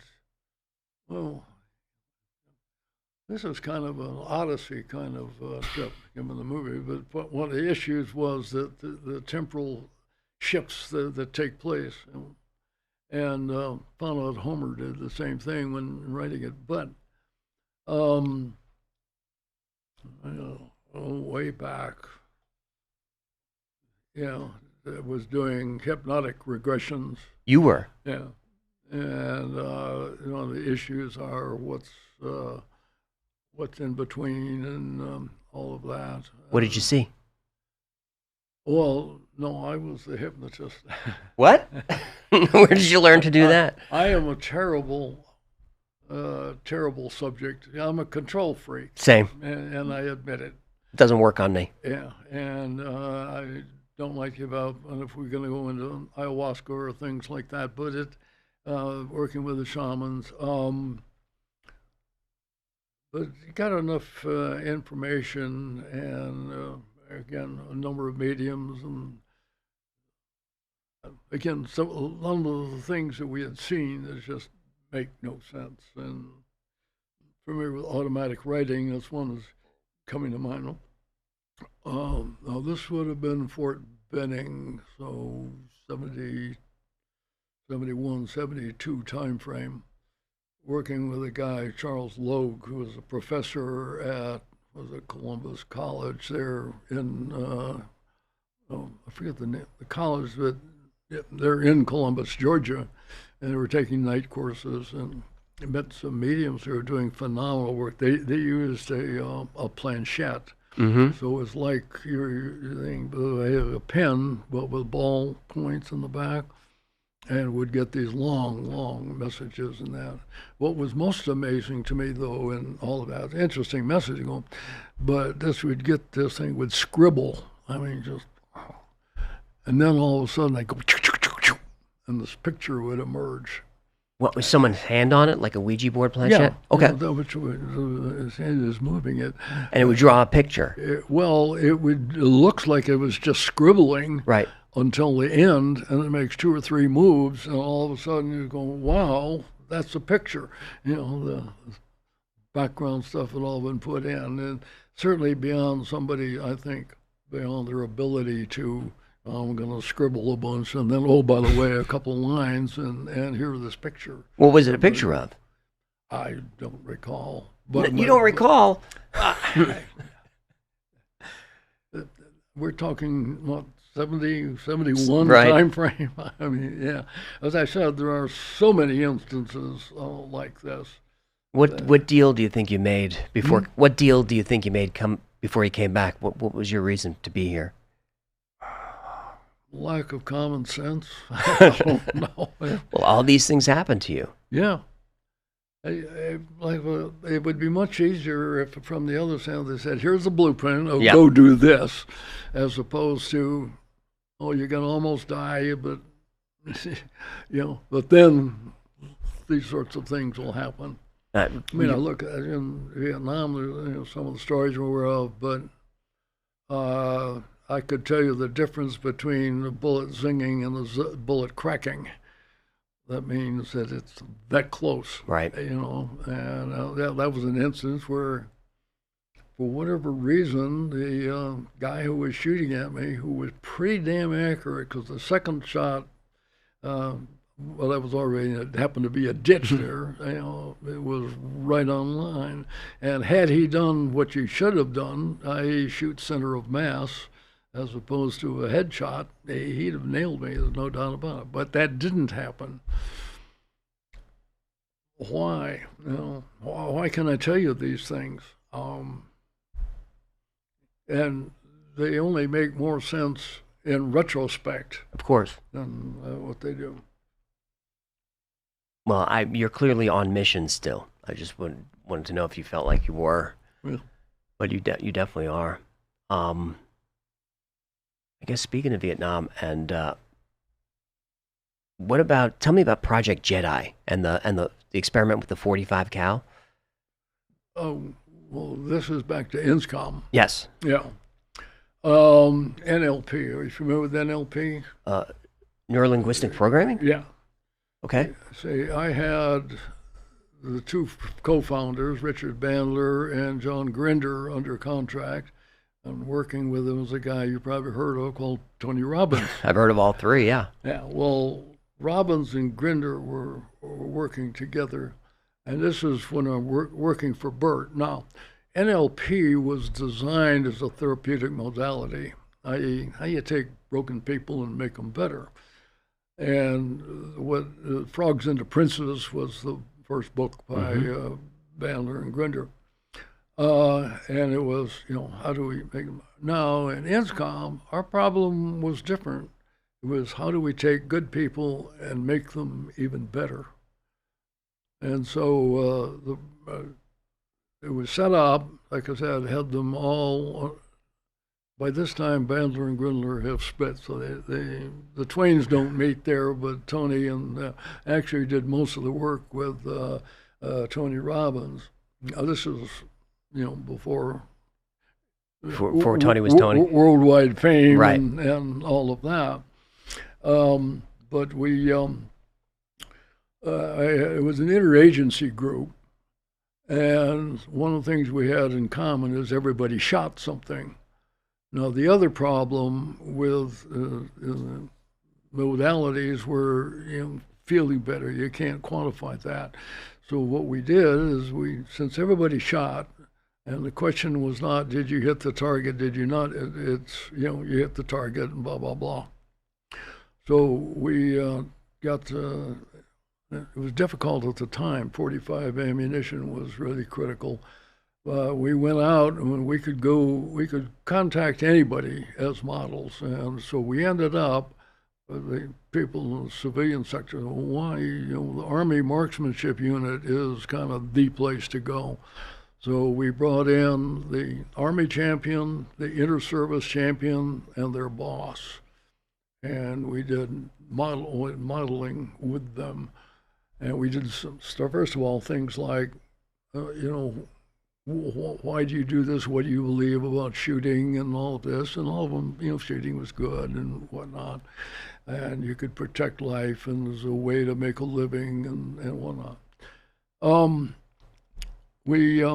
So we went to the physical aspects of it and took them and shooting, and we get them as far off balance as you could get, and they were pretty damn good. Even being way off balance, they had enough muscle memory they could hit. But if you ask them to do a mental task like hum, Mary, had a little lamb, went to shit originally, So obviously it was more than physical and much more mental capability. It's interesting that Tony Robbins and those guys were involved, because do you see now how we've got in like business success seminars, there's visualization, there's people doing the cold plunges. Well, you missed a biggie. Which is? What we did with them, the person we were working with on that, we had a day where in the morning we taught people how to break boards, the karate. That's right, he does that too. He also firewalking. Well, that's the second step. In the afternoon, we did the spoon bending, and in the evening, we did firewalking. You did? Yep.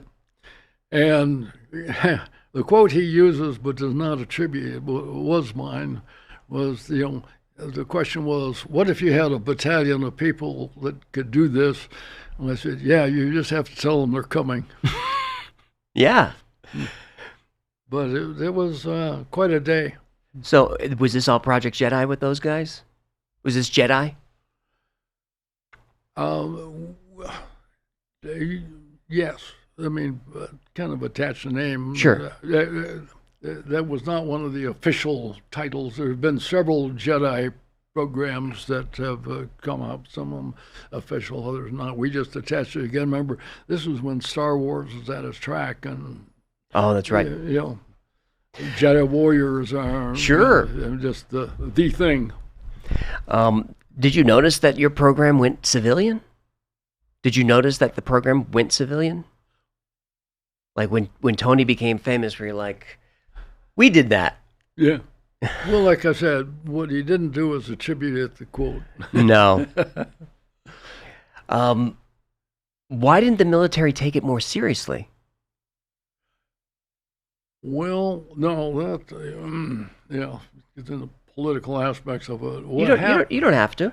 Well, no. A did for a while. Remember, this weird shit is not all popular, and you have the values of the big system, if you will. We were operating quite independently.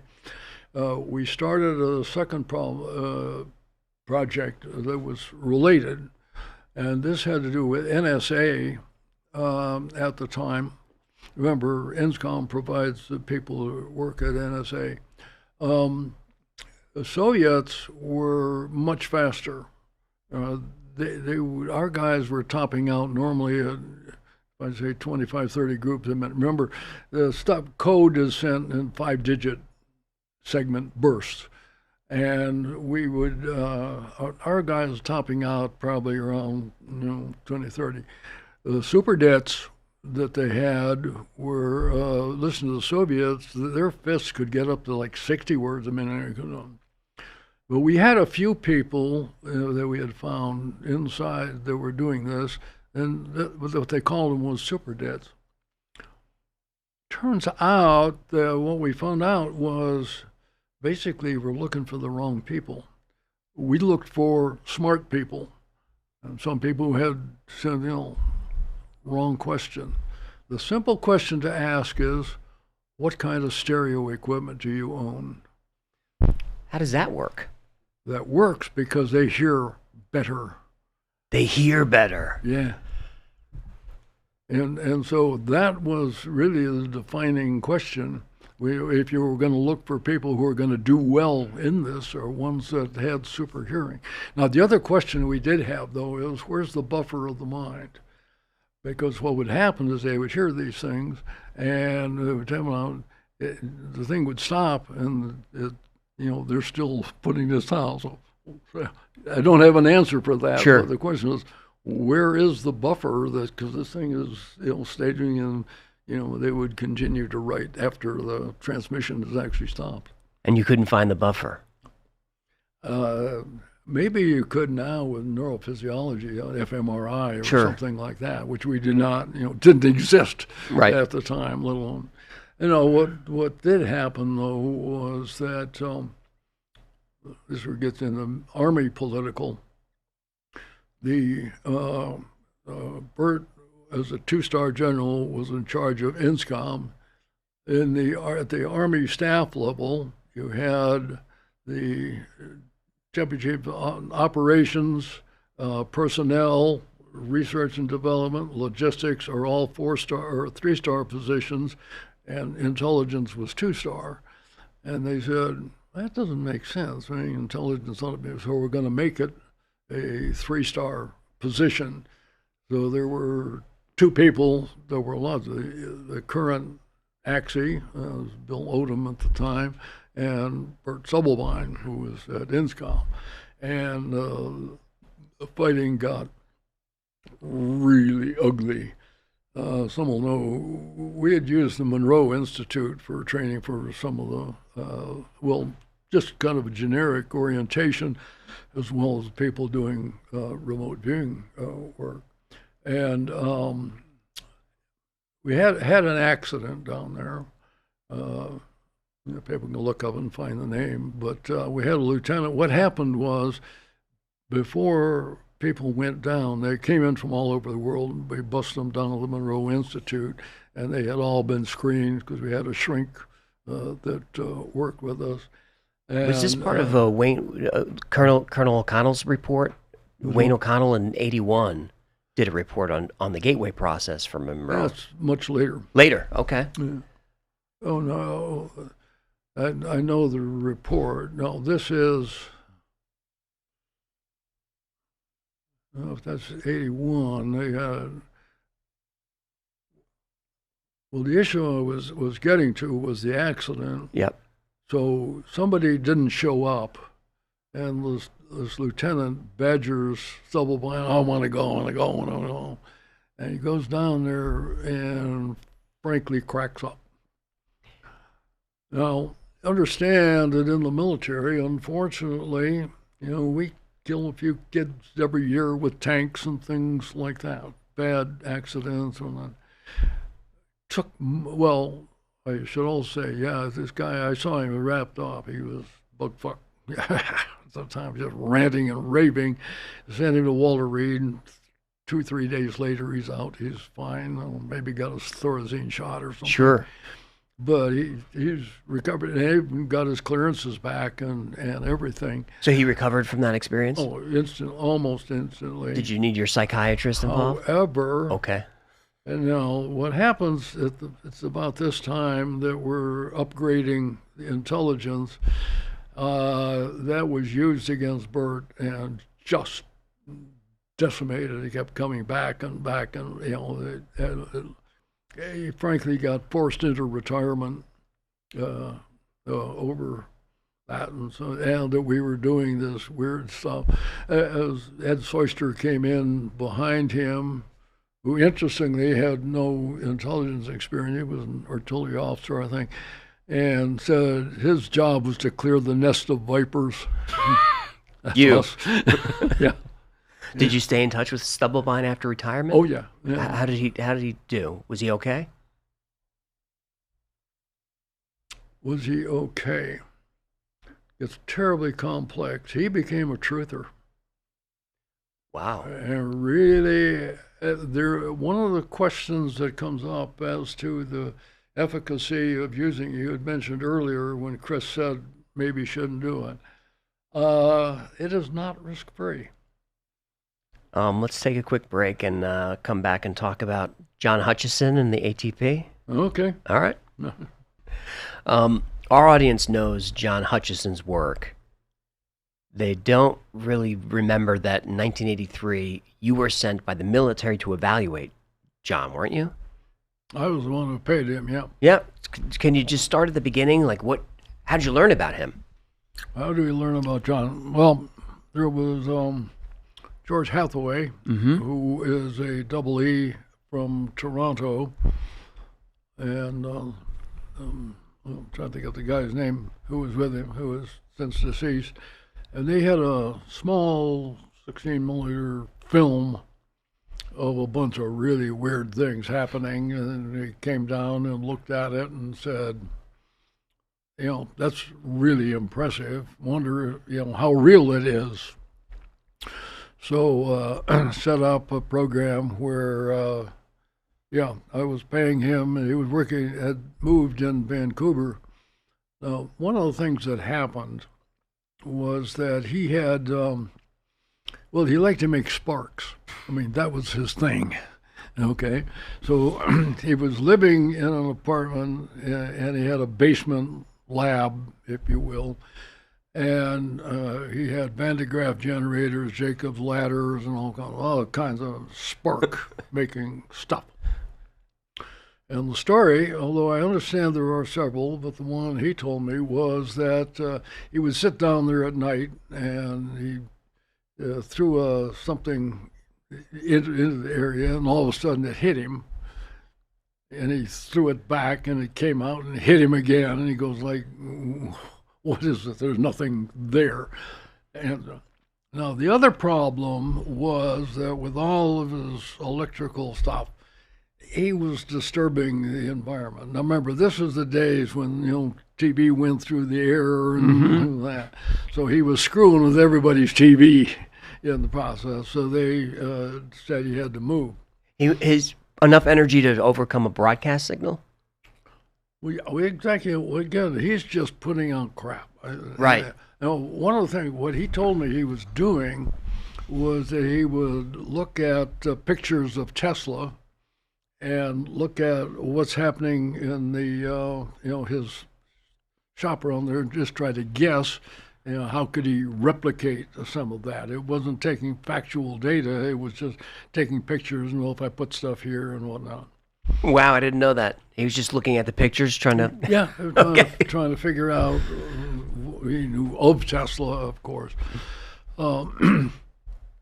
He had contacted George. George becomes the saving grace because he came over and did the diagrams of what all the things are, where they were physically related to each other and all of that.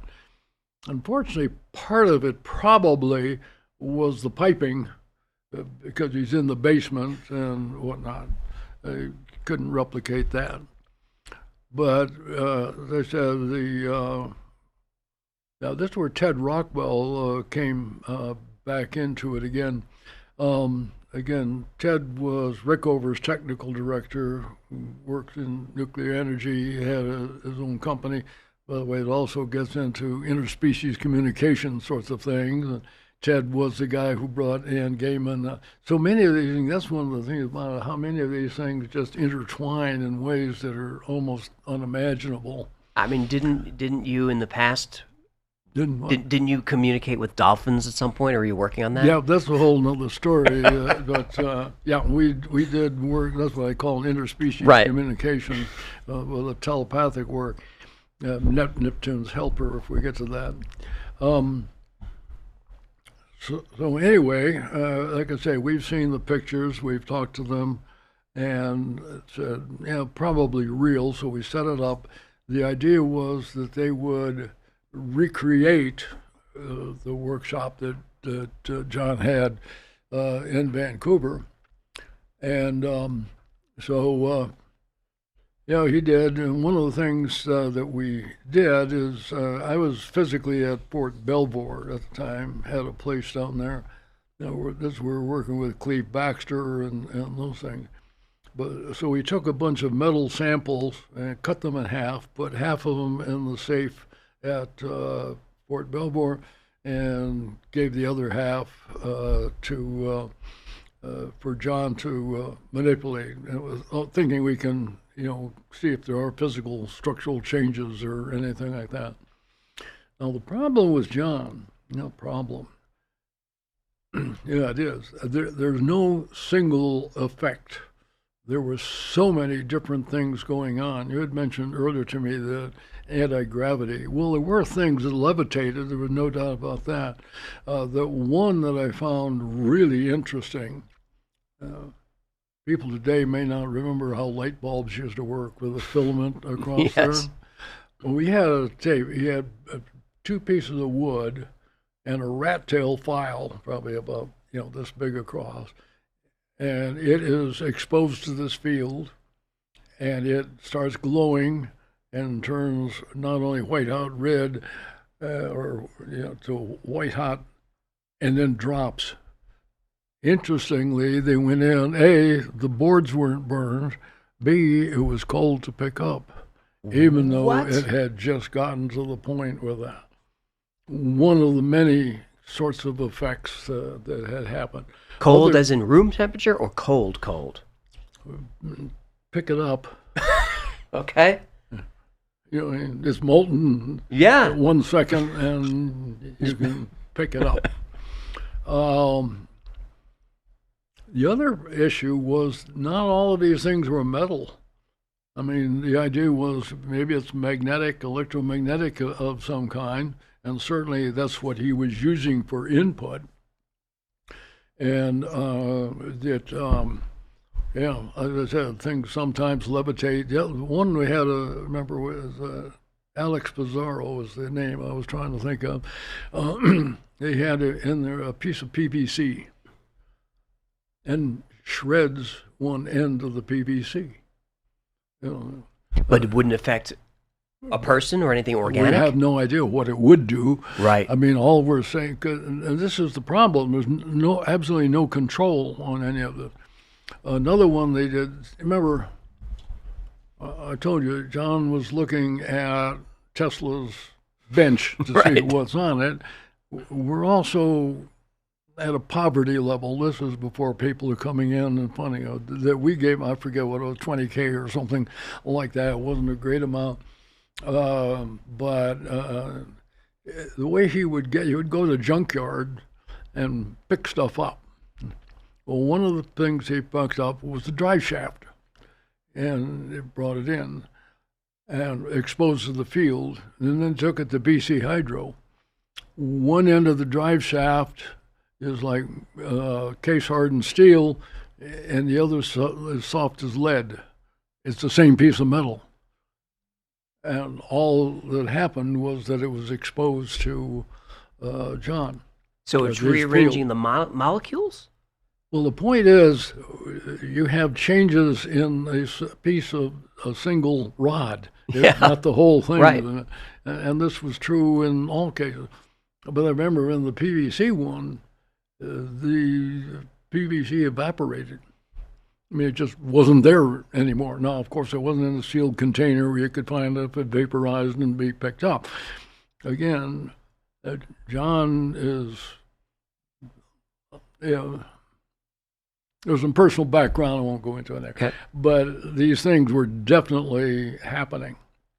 So one of the things that happened in the PK arena that I mentioned, metal bending, Jack Houck had given me some molybdenum rods, and these had been extruded, and nobody in the metal bending had ever bent the metal rods, so he gave them so I had some, so I gave them to John, and I got it back and damped just a slight S-curve in it.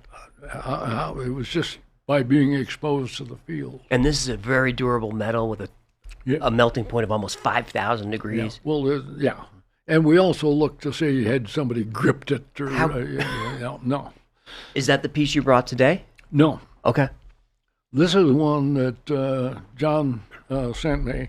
I just happened to bring it. I have lots of different ones, but look at this. I mean, just the size and weight of that. And that's just from being exposed to his field. and you can see it's just ruptured. Yeah. And why and how, don't know. But again, one of so many different effects that you're seeing. This one's obviously clearly metal.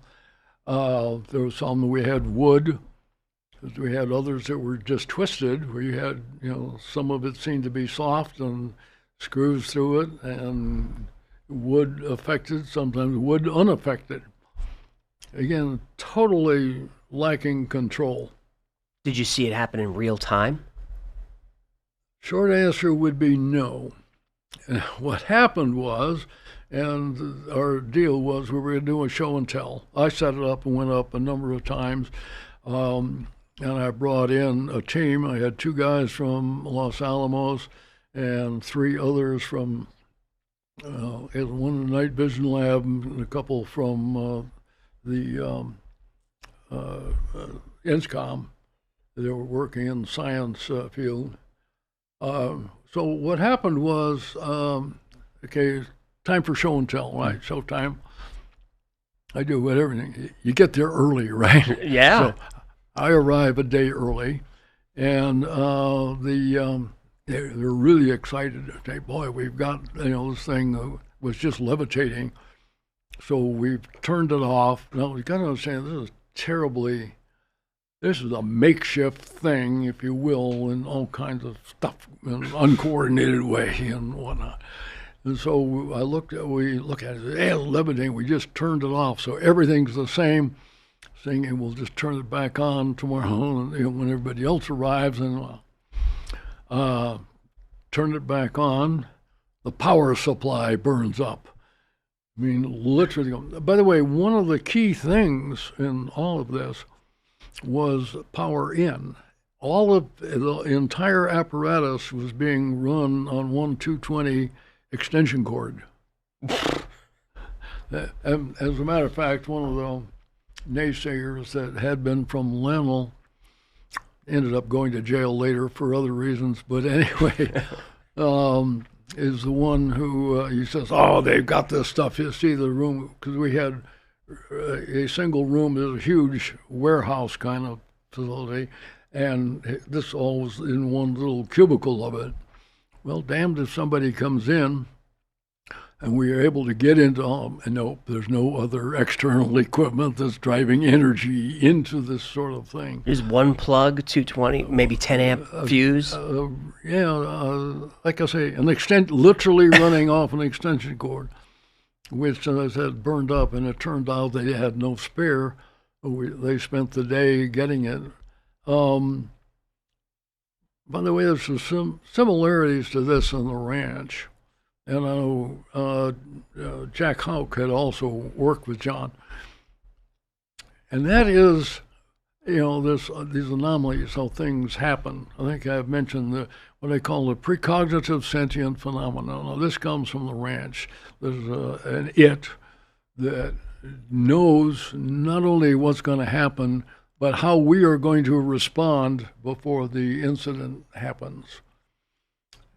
And it is in control. Don't know what it is. That's true in the ranch. We had the same thing. I hadn't identified. I identified that after working at the ranch for a couple of years, much earlier than. And this gets into the trickster, if you will, which appears in folklore and that Loki and Kokopelli and Pan, etc.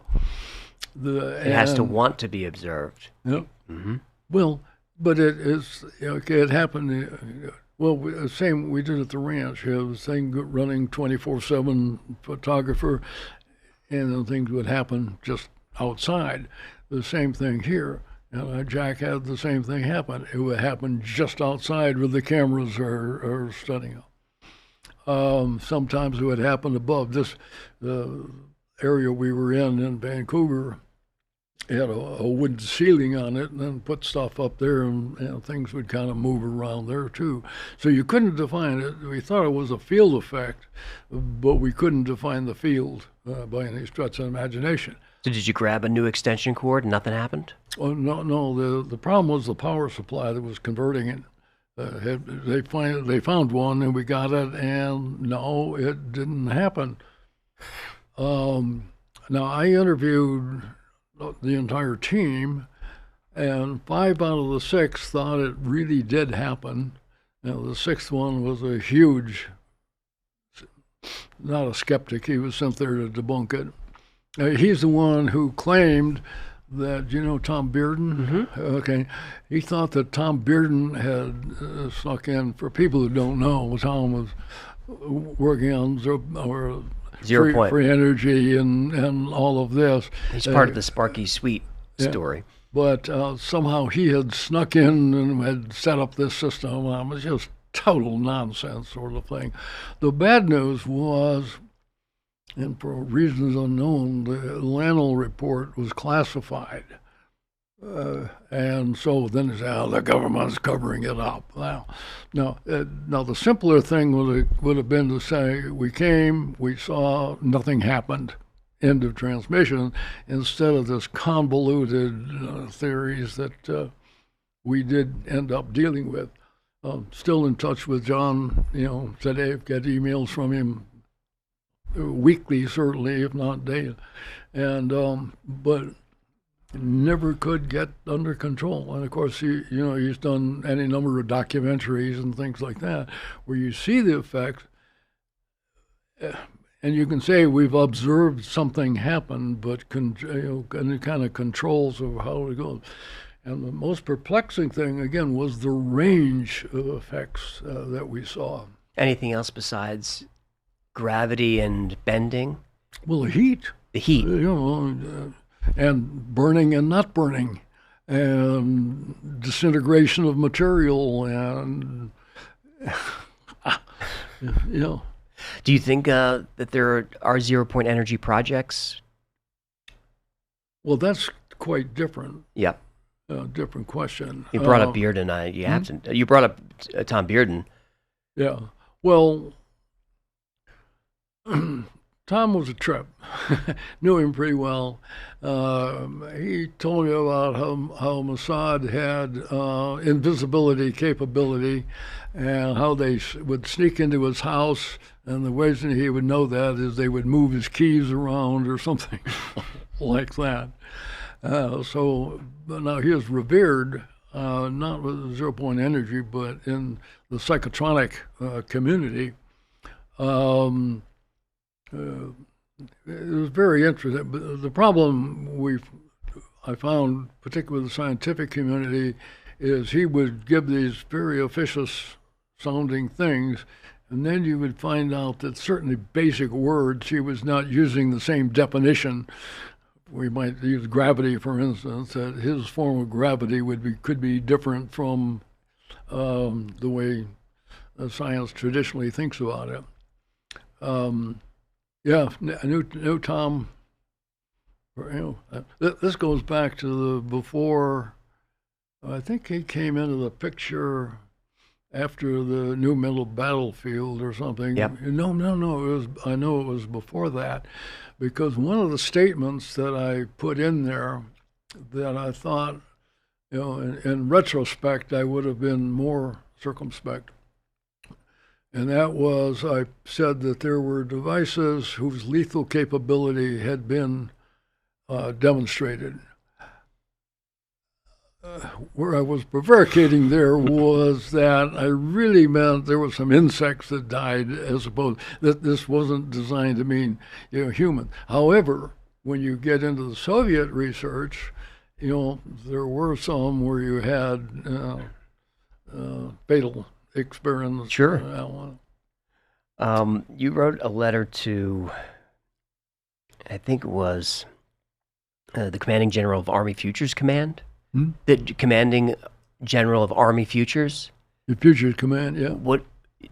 Telling him, here's what we found, you should look into it. What were you trying to get reopened there? Well, I wasn't trying to reopen, but I've run into this in several cases. I thought they ought to know what we did. Sure. And I had been contacted previously, but more on the NLP research. And so my thing to them was just going to be, does somebody at least want to know what we did? Some of the stuff is still available, and You probably know, call him Kelleher, and I was talking to him recently, and he says that we're the immortals, and he's talking about Jacques and Hal and me and Kit, well, getting up there. But the problem with many of these things,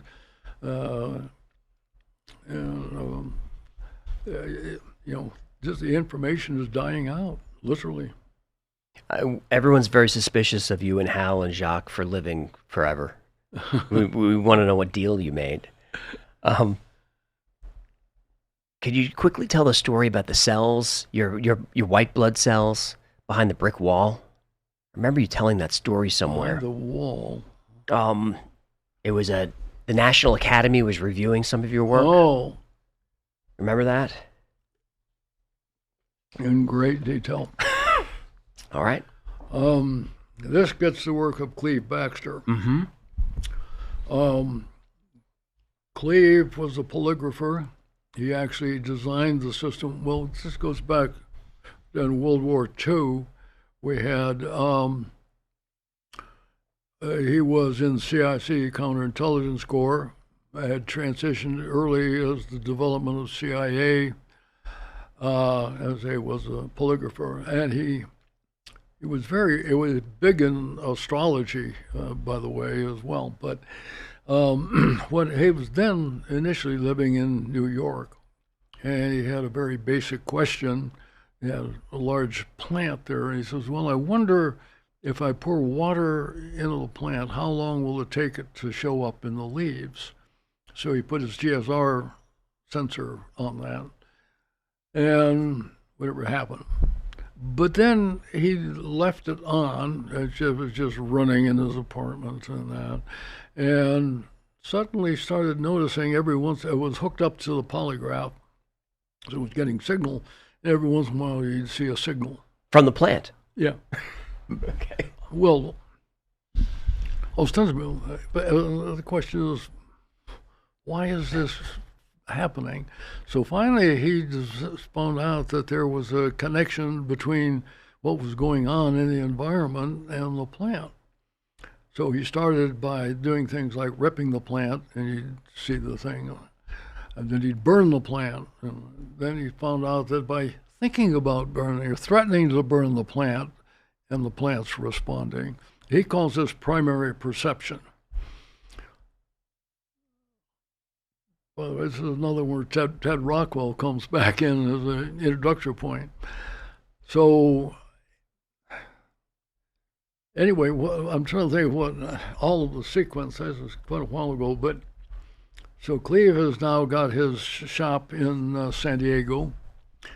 And one of the things that he does is he starts using oral leukocytes, which are white cells from the mouth, and we use a centrifuge, but on confuse it. So the device was that we have electrodes into the oral leukocytes. This thing is in a cage, Faraday cage, shielded and all of that, and they would. How the cells would respond to it. We found out, let me back up. He had done some work before that on things like brine shrimp. And he had pots there, and he would keep the brine shrimp. And at an undetermined time, the shrimp would jump into boiling water and kill the shrimp. And sure enough, shrimp are responding. He also did some interesting work with yogurt and whatnot, because there's living organisms in the yogurt. So the next step up was using the oral leukocytes, because it's now attached to a single individual. And their experiment was that you'd have the donor would come in, and then they would agree to watch a certain TV program. It was one where you expect some sort of violent thing, but you don't know when or what the event is going to be. And sure enough, you started seeing, because they would tape the program and then put it with it, and you'd see a violent event occurs, the thing starts, reflecting. From the leukocytes? Yeah. Okay. our interest, you got to remember, the Red Brigade and General Dozier was captured. So we had people that were, and the question is, can we communicate, or can we start with simple things, alive or not alive?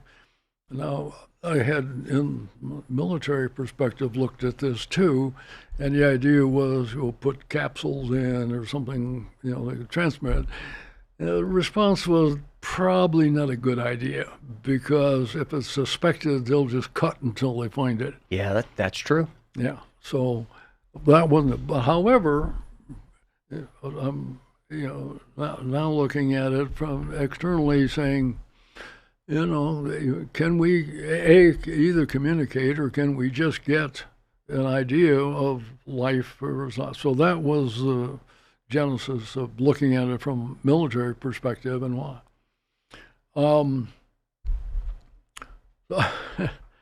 What happened? Well, I had done a series. Well, I had Cleve under contract. Interesting side story here.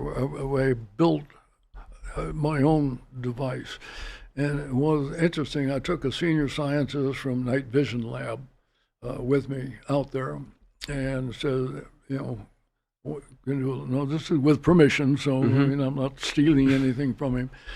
And we look at it, and I said, well, can you build it? He says, yeah, it's pretty straightforward.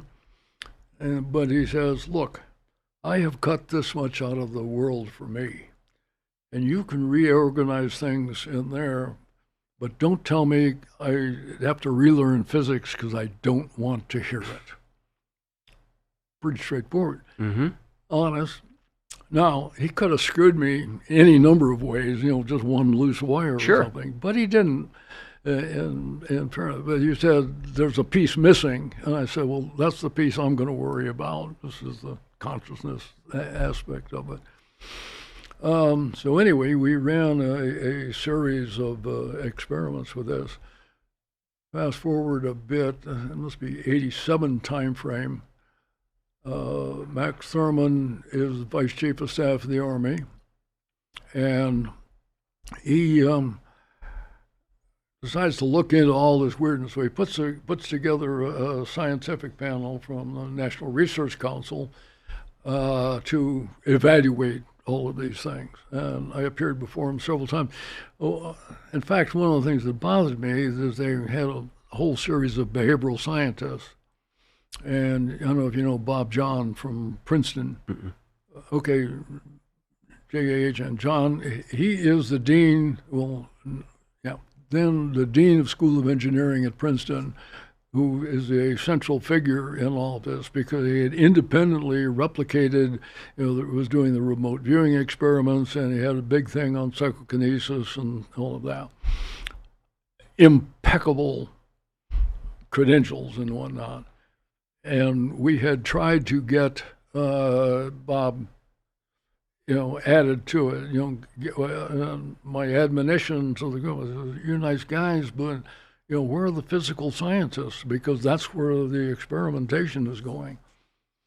They did have Ray Hyman on there, if you know Ray at all, for the audience, founding member of Psychops, the skeptics and whatnot. A bit of a side. He came to me. He actually had clearances. It was a vanilla secret, but came and looked at the stuff I had in the safe. By this time, I'm director of Advanced System Concepts for what was then the Army Laboratory Command. No longer exists. But I had some stuff in the safe, was able to show them the Soviet work and all that. And of course, then they're asking what are the controls with us? I said, you understand how this is from spies. Right. We are not getting their, reports or something on it. And his comment was, I didn't realize there was so much. There's so much. But, so the report, this committee is set up, National Research Council, and I suggested we take them to Cleve's lab because that is pretty damn reliable. By the way, one of the things that had happened I thought was interesting was that, as I said, he's a polygrapher. So we set up an experiment with me and said, okay, we'll let.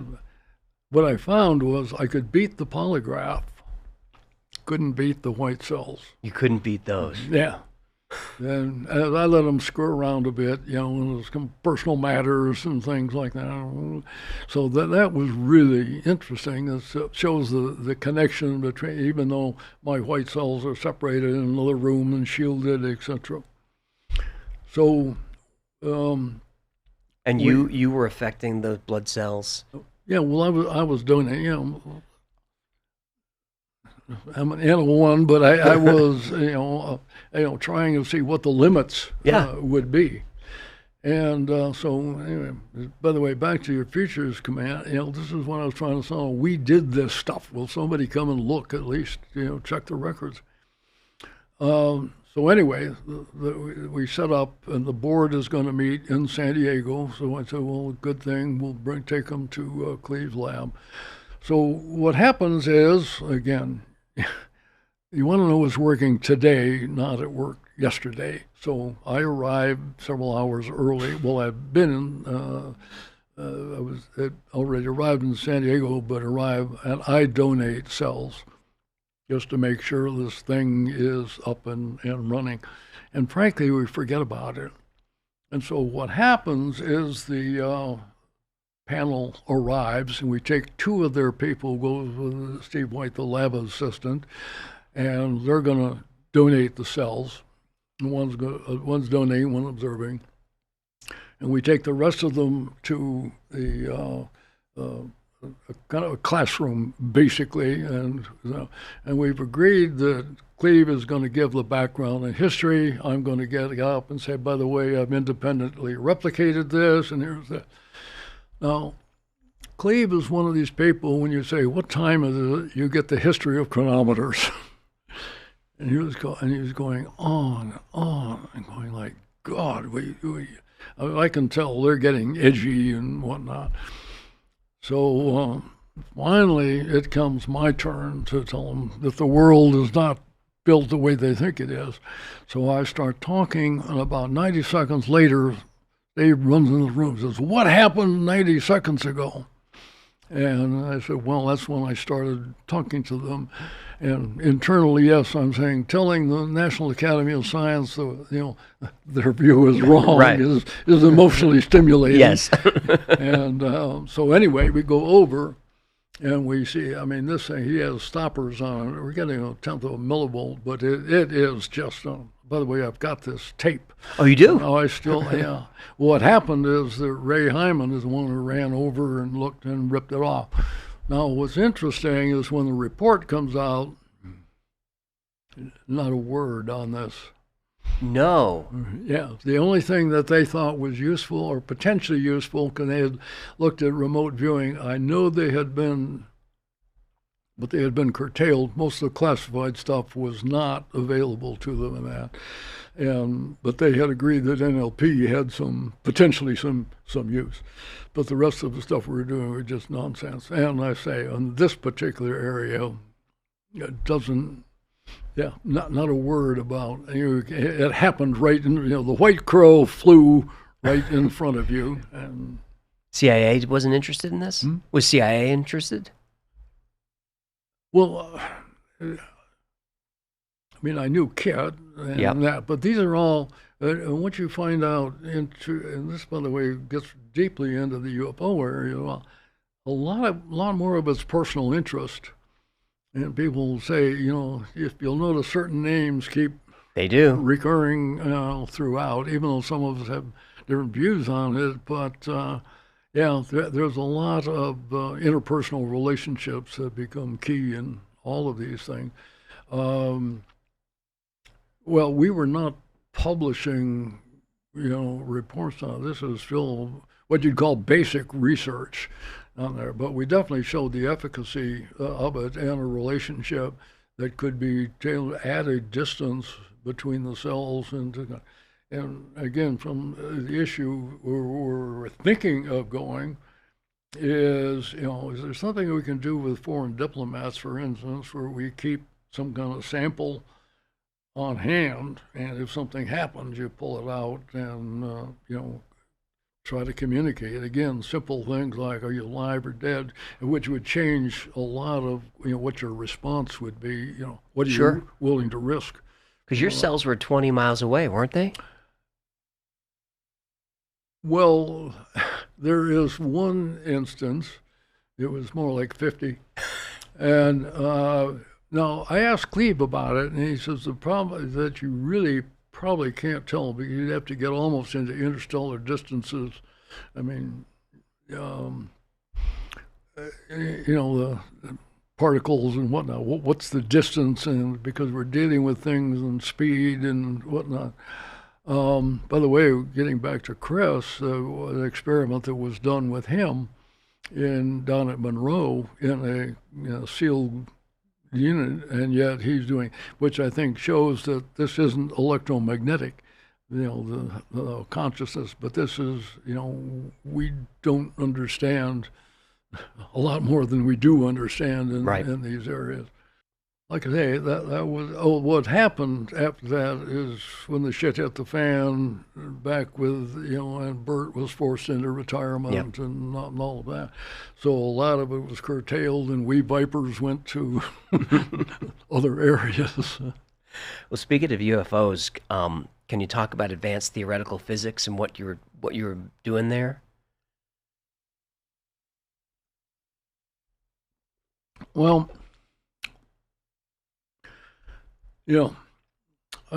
had put together a group, interagency group. My initial hypothesis, I was working with another guy who is kind of faded out and doesn't want to be named, but it was somebody who worked at Lockheed Skunk Works. The hypothesis was, Roswell's real, that there's something big going on, and this is something that still emerges, that people want to get the word out. So we put the group together, and it was at the TS-SCI level. Literally old boys, had to know them, had almost all of the intelligence community, the major players certainly, and the aerospace industry, and people who were interested, and got together, and we're using BDM facilities. Interesting, I got to Joe Baddock, who's the B of BDM. Bert, by the way, in this time, he also, because when he retired, he went and became vice president for intelligence at BDM. So we had their facilities so we could use. Had put it together. This is the early days of FOIA as well, and one of the things that surprised people who created FOIA was the number of requests that they got for UFOs. So that's why I came up with the name Advanced. I think nobody's going to ask for. You were dodging FOIA files on it. Yeah, sure, yeah, absolutely, and. It was, let's see where this goes. We had several meetings. By the way, one requirement that did not hold was no records. So, the intent was that there wouldn't be any written records. Now, eventually I had briefings that I used from on and on. Is this declassified? This is declassified by now, yeah? This is declassified? It never was classified. Never was classified. Well, yeah, like I say, this is not official. Right. By the way, one of the things that I point out, this is according, and if you see with OSAP and ATIP and that, most of these come from the bottom up. Yep. This is not ones where, the hierarchy says do this and it comes down. We'll probably get into some of the people that were involved, but it was, So we said, our supposition was if we do this, certainly going to get noticed at some point, and people Yep. come and slap our hands and say, don't do that, which never did happen. What was, when you spun up that group, what were you trying to find? Well, we were still dealing with hard craft kinds of things that were going on, and who would be involved, and if there was a project. Now, I eventually moved up the food chain higher and higher, and I did brief or interact with the director or deputy director of all of those three-letter agencies. And the story I tell, one of the most interesting ones, a global agency. And by the way, the answer was always the same, was we don't do that. And then, but the guy says, A, we don't do that. There's no requirements to even report on it. B, I'll tell you about the ones I saw. So here's a guy who's now head of agency, lots of resources, has had personal experience, and he went back into things that he had seen years before. He says they were flying around and doing things I knew we didn't have the capability for, but that did not transition to his, so I'll put together a small group to go look for it. So, these are the kinds of things that run counter to the, quote, legacy program. Yep. Could they have lied to me? Yeah, quite possibly. Everybody, and these weren't like a week apart going down, people would call and all of that. This happened over years. So you didn't believe in a retrieval program, I guess, until Grush and those group came forward, right? Until what? Until David Grush and some of those other guys? Because you've changed a little bit, yes? This is where I get to my data does not match. Yeah. And in fact, as you know, I've dealt with quite a few of the senior folks in that. Have not met Grush, respect him and his background in that. The twains just don't go together. Yeah. And I've told you now, the agencies, and fast forward a bit, we decide to transition to a formal funded program. So where's the logical place to go is SDI. SDI at the time is, the biggest program in defense. It's $5 billion at the time. Kind of uniquely, a meeting is set up with me, and I have an entourage going in and meet with General Abramson, who's 3-star commander of SDI. And my experience was quite different. We walked in and introduced who's the agencies involved and all of that. And so I start UFO 101, and you go, wait, who are you guys really? I mean, this to me is like a deer caught in the headlights, and I don't think he was faking. Could have been. If it was quite an act. Went around the room in different agencies. NSA was one that a guy gave his stuff, and the thing that stunned me there was we were giving him the Soviet data, and he says, "Where did you get that?" And he was like, he did not understand our intercept capability. Right. That got scary because it was in, can they do that? And I said, yeah, we think they're pretty good at it. Fast forward, this goes on an hour or two. We finally get to the end, and I say, we'd like to get blessing and a formal program. And he goes, I can't touch this. He says, if I get caught doing this, I will, just lose all credibility and friends. So the point was, I don't believe, in fact, he went on to say, look, you got my attention. I'm an old fighter pilot, and you got my attention. And we are soon going to be monitoring more of space than has ever been done before. If you can tell me what to look for, I'm willing to put some algorithms in. But if I get caught doing this, and this is where, the people who outside just do not understand the Pentagon. In fact, some of the key people, and I've told them, take a decade off and go learn how the system works, because it is terribly complex, it is terribly competitive, and that includes in the black world as well as the white world. And everybody, like I said, one of my favorite comments was, I'm going to go find the money, when I was working in the building. And you go, there are gnomes out there with pots of gold or something that you go, what means you're going to steal it from somebody else's program or find it. You have to reprogram the funds. And that occurs in the black world just as it does in the white world. He did lose $1 billion.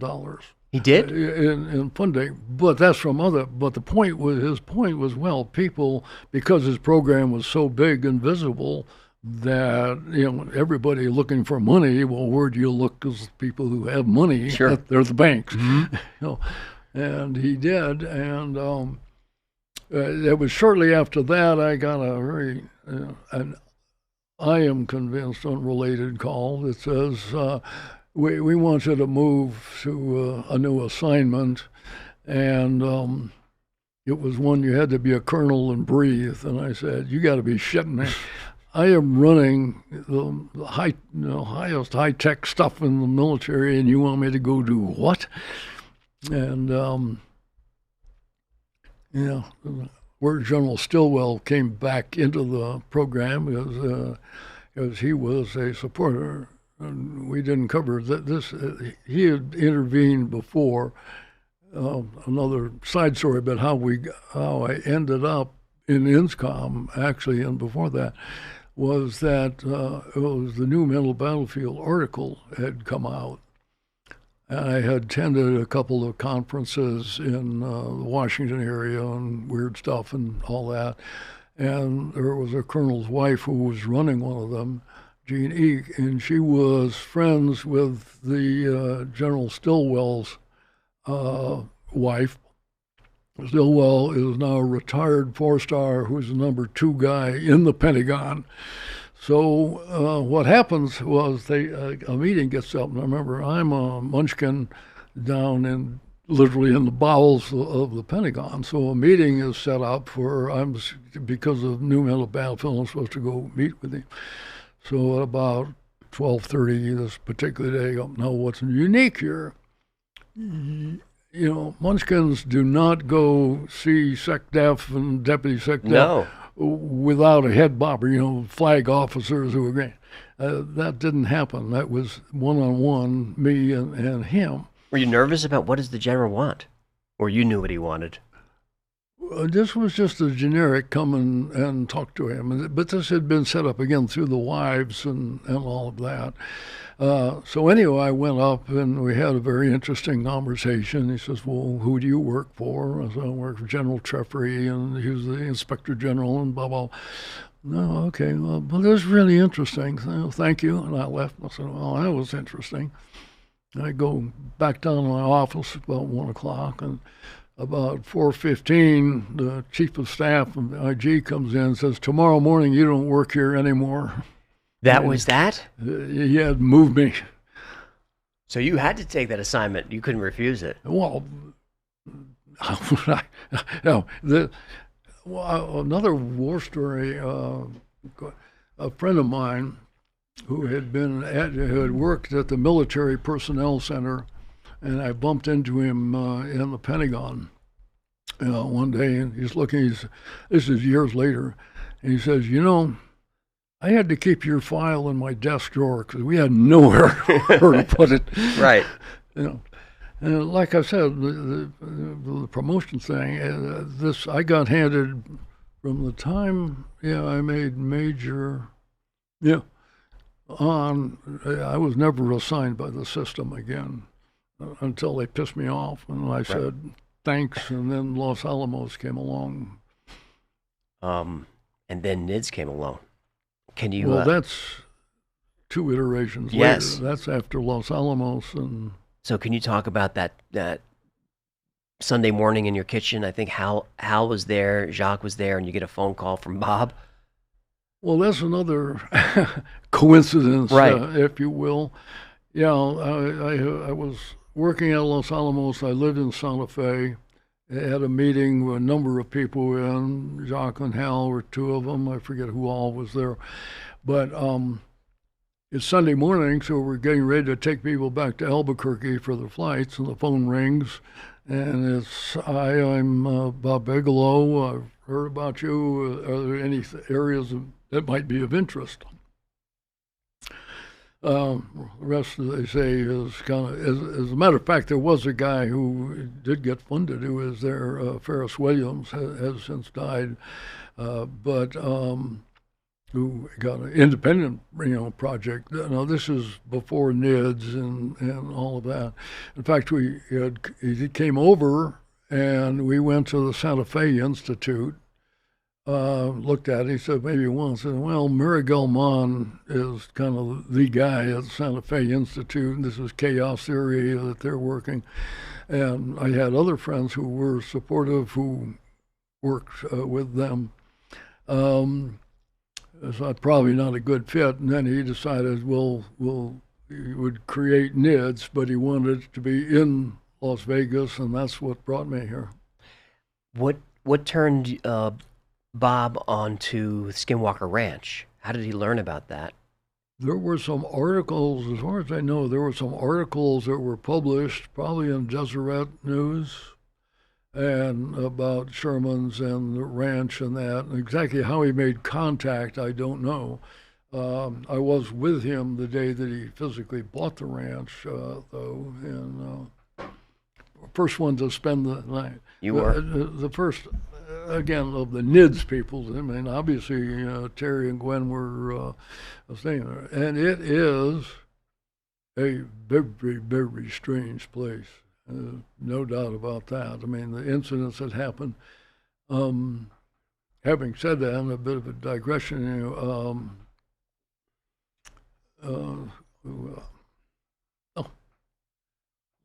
lost a bubble there a minute. That's right. Oh, I have plenty more questions. yeah.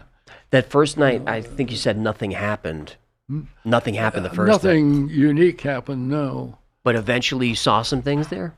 No, this is one of the questions that comes up. By the way, it translates to Chris as well, because one of the things I asked him, is it the place or is it the person? I was going to ask you that. And we have, lots of strange things have happened around me. But as far as, I have seen some things and all that, but I tend to be more of a catalyst, if you will. Jesse Ventura is who I was thinking of. That's right. That he came in and interviewed me and was interested. He said, well, can I go up there and do that? I said, well, A, probably not, but B, you'd probably be bored. Because the problem is that these amazing incidents have happened, but it's not like every night. They go out, tonight we're going to have X, Y, Z happen. Contrary to the program, one of the reasons they shoot rockets is because they got, an incident, something to photograph. But some of the things that did happen are just absolutely beyond belief. For example, is this a baby goat or is it a baby calf? Well, the calf is one. What that particular incident is that they, Terry's got at the ranch. Terry stayed on calving season, and he walks out. He goes out, and people are familiar with the ranch now. Perfectly flat, the escarpment to the north, and the trees further out. Finds a newborn calf and tags it in ways that they tag it to identify it to the mother. Drives across the, again, wide open field, 10 o'clock, bright sunny day, etc. And he finds another newborn calf, and he tags it and weighs it. And he comes back, calf one's dead. Mother's going out of his mind. There's a huge amount of stuff is just missing. From the animal? Yeah, it's been eviscerated, exsanguinated, and ear where the tag was cut off, looked like a laser cut, and all of that. The science board looked at. We had Terry come in. Well, George Annette was working with it. I was a DMV and flown up that day. We had Terry secure the sign, got our vet on site, and all of that. People said, well, and the exsanguination of the blood went into the ground. I had suggested to them they go to a nearby slaughterhouse, get blood, and come back and poured it on the ground. And weeks later, you'd say, blood was poured on the ground here. Yep. So there's no way that this went. The science board, SAB, that, as you know, world-class sorts of folks, and Hal and Jock and Kit and all of them are involved. They're it's on the website who they were, was that whatever happened didn't happen there. Wow. Now, how do you explain that? Again, we know in our reality, we know the elapsed time, 45 minutes-ish, bright sunny day. We looked at all of the possibilities of how predators kill and that. None of them do anything like this. You had cameras on there yet? You had cameras yet? Not in that area, no. Okay. No. And now, I've got to say, Brandon, of course, has put in a lot more sensors and doing it 24/7, far more than we did. Not exactly sure of the sequencing on that, because we did have cameras that were facing near what they now call a command center looking to the west. And there's one of the most interesting incidents to me. You've got, two cameras here, two cameras in front of it, so the ones in front you can see. You have cameras that are up about 20 feet high, comes down about half a roll of duct tape, holding them in, PVC, going back into, the recording. So when recording, and what happens is in the front cameras, the wires are pulled loose up at the top. And you come down, the PVC is pulled out. There's about 3-foot chunk of wire that's just missing from this.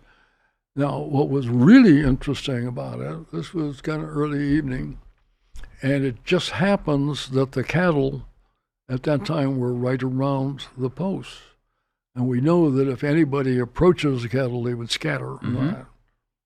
Nothing would happen. The other thing is this camera that's looking straight at it, and we have a second and a third time-lapse photography on it.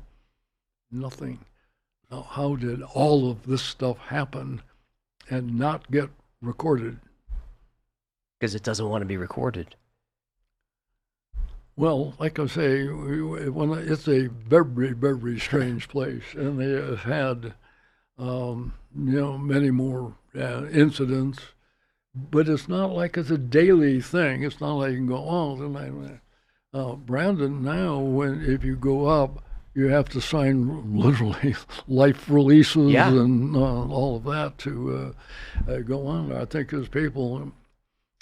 I think the staff, people who work for him are really good. You mentioned something about precognitive with the ranch. Does that mean that the future exists and can be read, or does that mean they can sense your intent? That's two different questions. When you say they, I don't know. I'm not. Yeah. Well, that's why I use the it, and I have no idea how to find it. When you get into theoretical aspects, that is it possible that the past, present, and future are all concurrent? So it's not a time frame, and it gets into almost imponderable. I actually used the blood one because it seemed to know that we would bore the blood, and before this sort of it'd become another conundrum. Yeah. Yeah, more and more possibilities that just get to be terribly, terribly complex and hard to. The issue of what we do see in this, and I think all of these phenomena, are that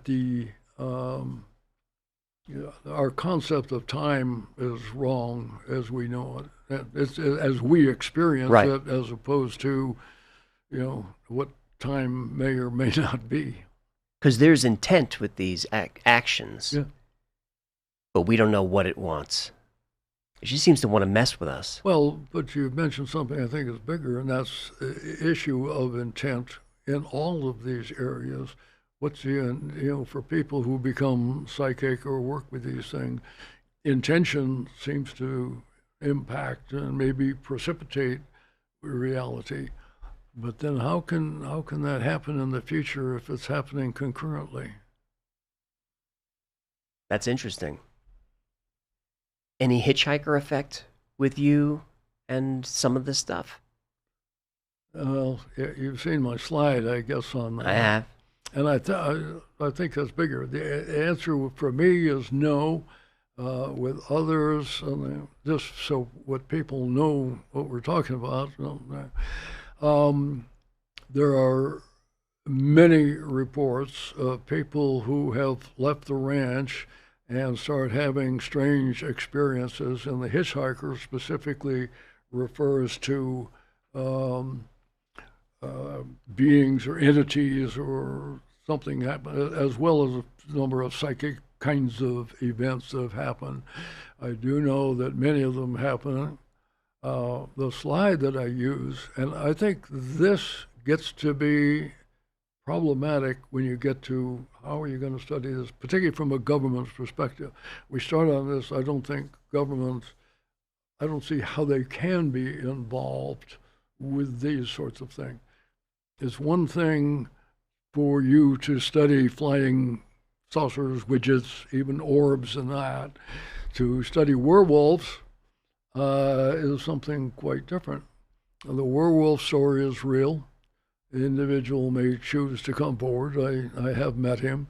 You've met the werewolf? No, I met the person. You met the person. Who it was a very senior individual living in the Washington area who had visited the ranch, and wife looks out and standing on hind legs in the backyard with red eyes is a werewolf. And they go running off on, Bank Lane. How do I think from a political perspective, it would be suicide to go in. Of course. Enough to say, I want to spend money to study UFOs and hard widgets, and now we're making the case that it's even permissible. That is one of the advantages that's come forward, is making it, permissible to, to study these things. But to now say I'm also going to study the whole field of cryptozoology. Gollum, for instance, talks about being, this is in Skinwalkers in the Pentagon, but talks about a dinosaur, small, but a dinosaur walking by and that. And you've seen in the program the whole dire wolf thing, Sure. Things that have been extinct for 10,000 years, and so how do you justify, or is this the proper role for government? I think this is where governments kind of got to bow. This is not what governments are to govern, and they are to do certain specific tasks and that. And one of the issues that you brought up in other broadcasts has to do with the Department of Defense, and the saying is, I think it's the wrong question. And also what you have to remember is it is the Department of Defense. By the way, I'm guilty on this too. In my UFO book, I said there are two major issues. One was defense, and the other was air safety. But the issue of, saying, no, advanced technology, can make that sort of case. Do the plus side is, again, this has understanding how governments work. Actually, the DOD would find this great because this is how you justify. Now, we used to, hypothesize the Soviet days. What's the Soviet threat and all that. You're always projecting threats. Well, if this is a threat, in a way, that's good because that can justify funding. Yep. You need a boogeyman. Yeah. Oh, always. We used to hypothesize what we call FST-3, which was Future Soviet Tank 3. Now, Future Soviet Tank 1 turned out to be the T-90. Mm-hmm. That did. But if you looked at the capabilities that we were giving to 2 and 3, which means I need more money to do more research, right. And maybe they can do that. I mean, that never-ending cycle. But for them to say they want it, now, of course, that's what they do.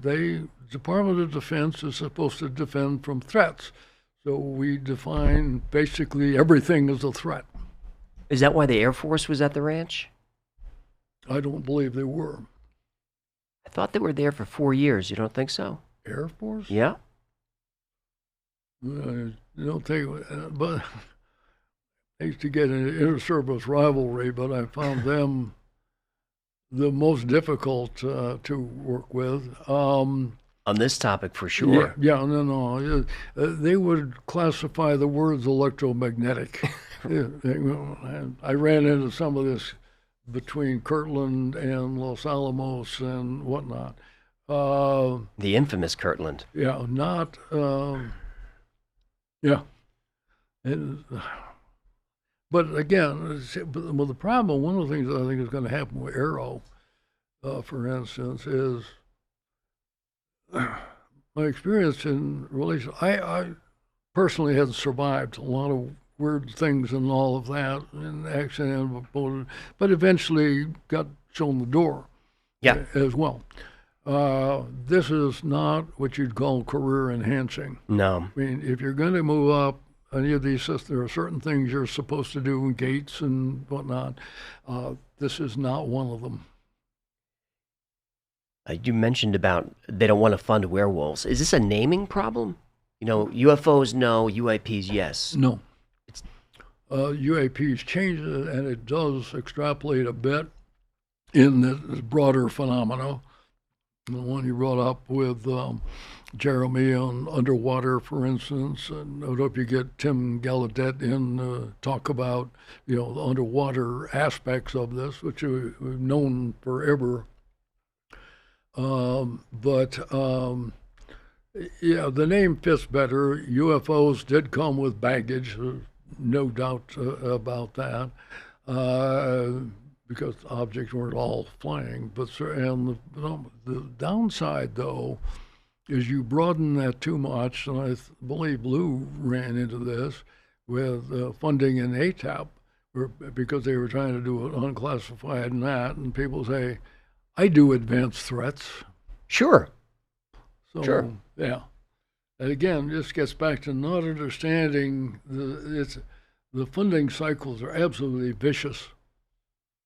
Before I get into death and consciousness, I just wanted to remind us that you wanted to read a passage from your book at some point. So don't let me forget. Well, okay, we can. Unless you want to fire it off now. Well, one as well. It is in the end. Well, by the way, the first line that I wrote in the book is UFOs are real. So that's the starting point. It says, in the end, it is clear the universe is far more complex than we ever imagined. We are not close to solving the enigmas posed by UFOs. Rather, we are still on the front end of defining the fundamental issues and boundaries. And so this notion that we're going to get quick answers or something. No. Or that there is, I guess the one thing I would disagree with in the secret of Skinwalker Ranch is the secret, and I would make it secrets. I mean, it's not that simple, whatever, because there are so many different things going on there and in other places as well. I guess we're part of that same consciousness that whatever's doing weird things at the ranch were all part of that. Yeah. Again, it seems like a dark force. Well, is it dark? Where it gets terribly difficult to contemplate is the notion of that everything is one, that you and I are not separate. I think that one of the greatest illusions is the illusion of separation, but it's very hard to contemplate how we can be the same and yet different. And I heard you mention the other one, end of war. I'm dealing with some folks, young ladies now, who are developing a program that they hope to raise consciousness in general population. And how you explain this in terms, I mean, it is terribly, almost incomprehensible to begin with. It is one of the reasons, things I like about Eben Alexander's books on it, is he talks about these levels of complexity and impossible for us. But if we are all one, you take Larry Dossey's, not non-local reality, and certainly things like war make absolutely no sense whatsoever. And you hear this, you're by doing bad things, you're harming yourself, is just hard to rectify from the physical perspective. That's true. That we live in today. I would also mention that if you look at the Greek, one of our problems, they say the answer is love. It's kind of, what does that mean? Is that the Greeks had 12 different words for various forms of love. So, that's not a catch-all that's going to be useful. No. Tell me about that 8th night when you were in a tent in Siberia for a bunch of nights. Night number 8 was weird. Well, actually, when we had been, we were in Mongolia, near the Siberian border. We had been up right on the border. We were chasing reindeer shaman. I've dealt with shamans all over the world. What's a reindeer shaman? Well, they're the people that herd reindeers. Okay. I mean, like we have cattle, they have reindeer. Oh, I thought it was something they turned into reindeers at night or something. No. The people live with reindeer. Very unique area. We had the backstory here. We flew to Ulaanbaatar, which is interesting. You fly into Genghis Khan Airport and stayed at Genghis Khan Hotel and etc. Then we flew from I didn't know that. Ulaanbaatar to Marum, which is a small city west. By the way, Mongolia is a big place. Let's say 3 times the size of France and that. Then we got in a Land Rover, drove north on a road for about an hour, paved road. All of a sudden turned left and drove into the mountain. It was like driving into the Rockies without a road. And we did that for kind of a number of days. This particular incident, we had driven cross country. We were living at a small tent, and the point is we could turn it every day upside down and shake it out and clear it. They're going to pop up. There were 3 tents. My wife and I were in one, the driver and guides at the others.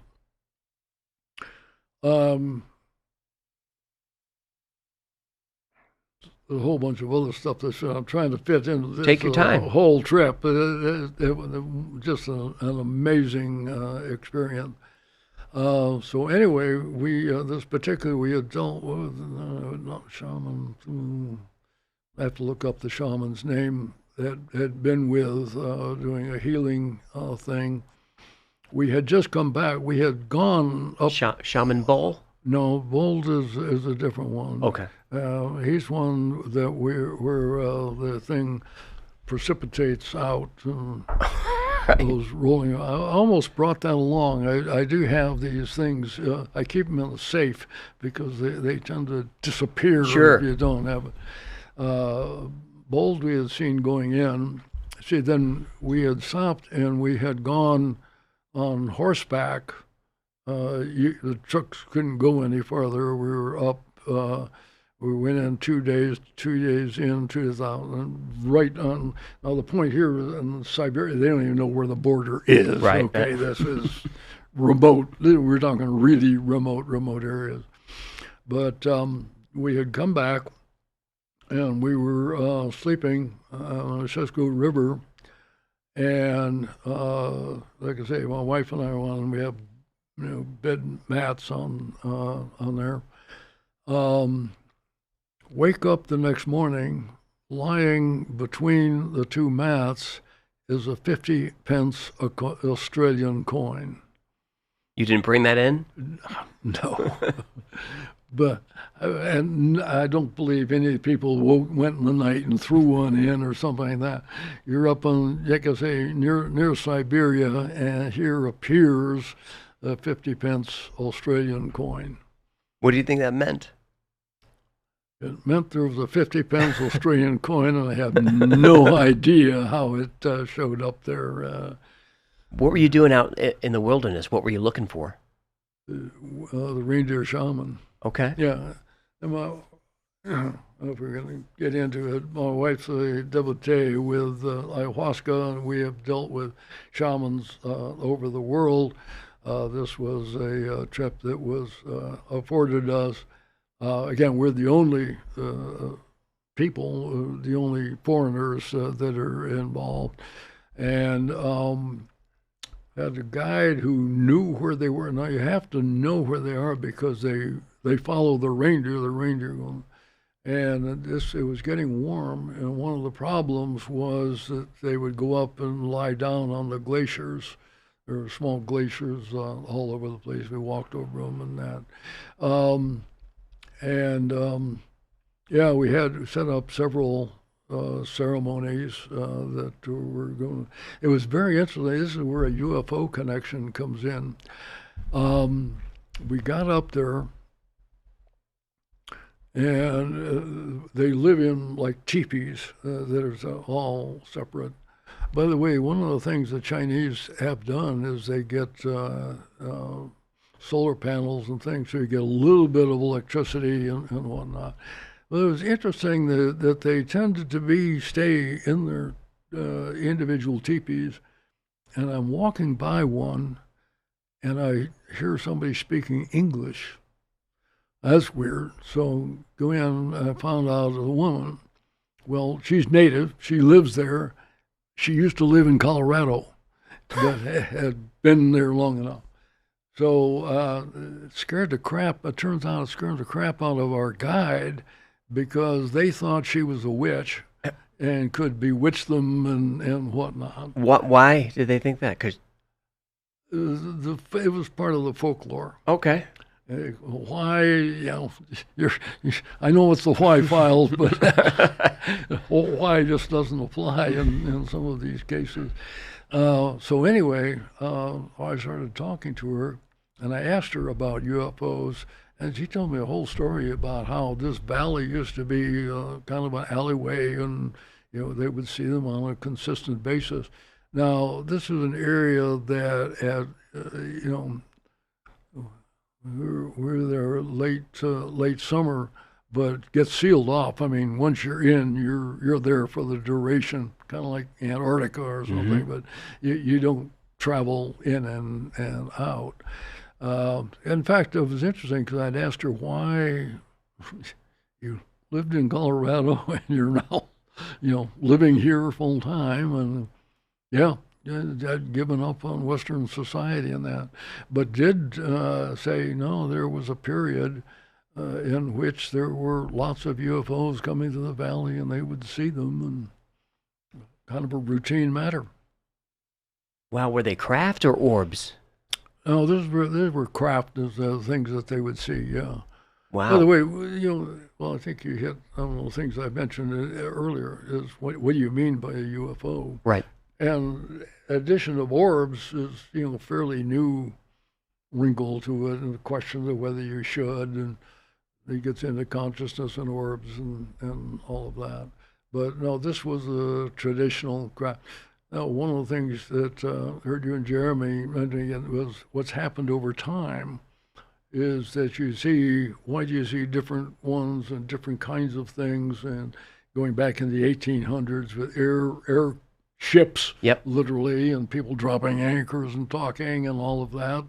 And yeah, that does seem to, but this, I think, reverts to this issue of, consciousness. Where's our consciousness as to, what it is?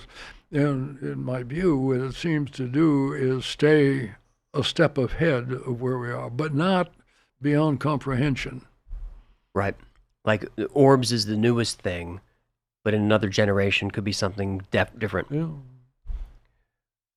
So you were looking for shaman. I've heard you say you've tried ayahuasca and you're not a fan of it. Yeah. What did you see when you were in there? Oh, the psychedelics are absolutely brilliant. There's no doubt. Can confirm. I can confirm that. Oh, okay. Well, we have dealt with ayahuasca. Are you familiar with Santo Daime? Mm-mm. The Santo Daime is a religion based on it. They use ayahuasca is the substance that's going with it. We may get down to what we did in Curitiba in southern Brazil as well. Most of our stuff was in the Amazon, in Iquitos, and I've also been in Ecuador.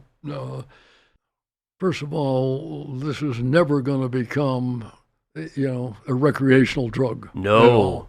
The side effects that come along are significant, politely. And you also, Victoria has learned how to work with this. It suggests the first few times that you are most like, gee, golly, look at this, the bright things and all of that. But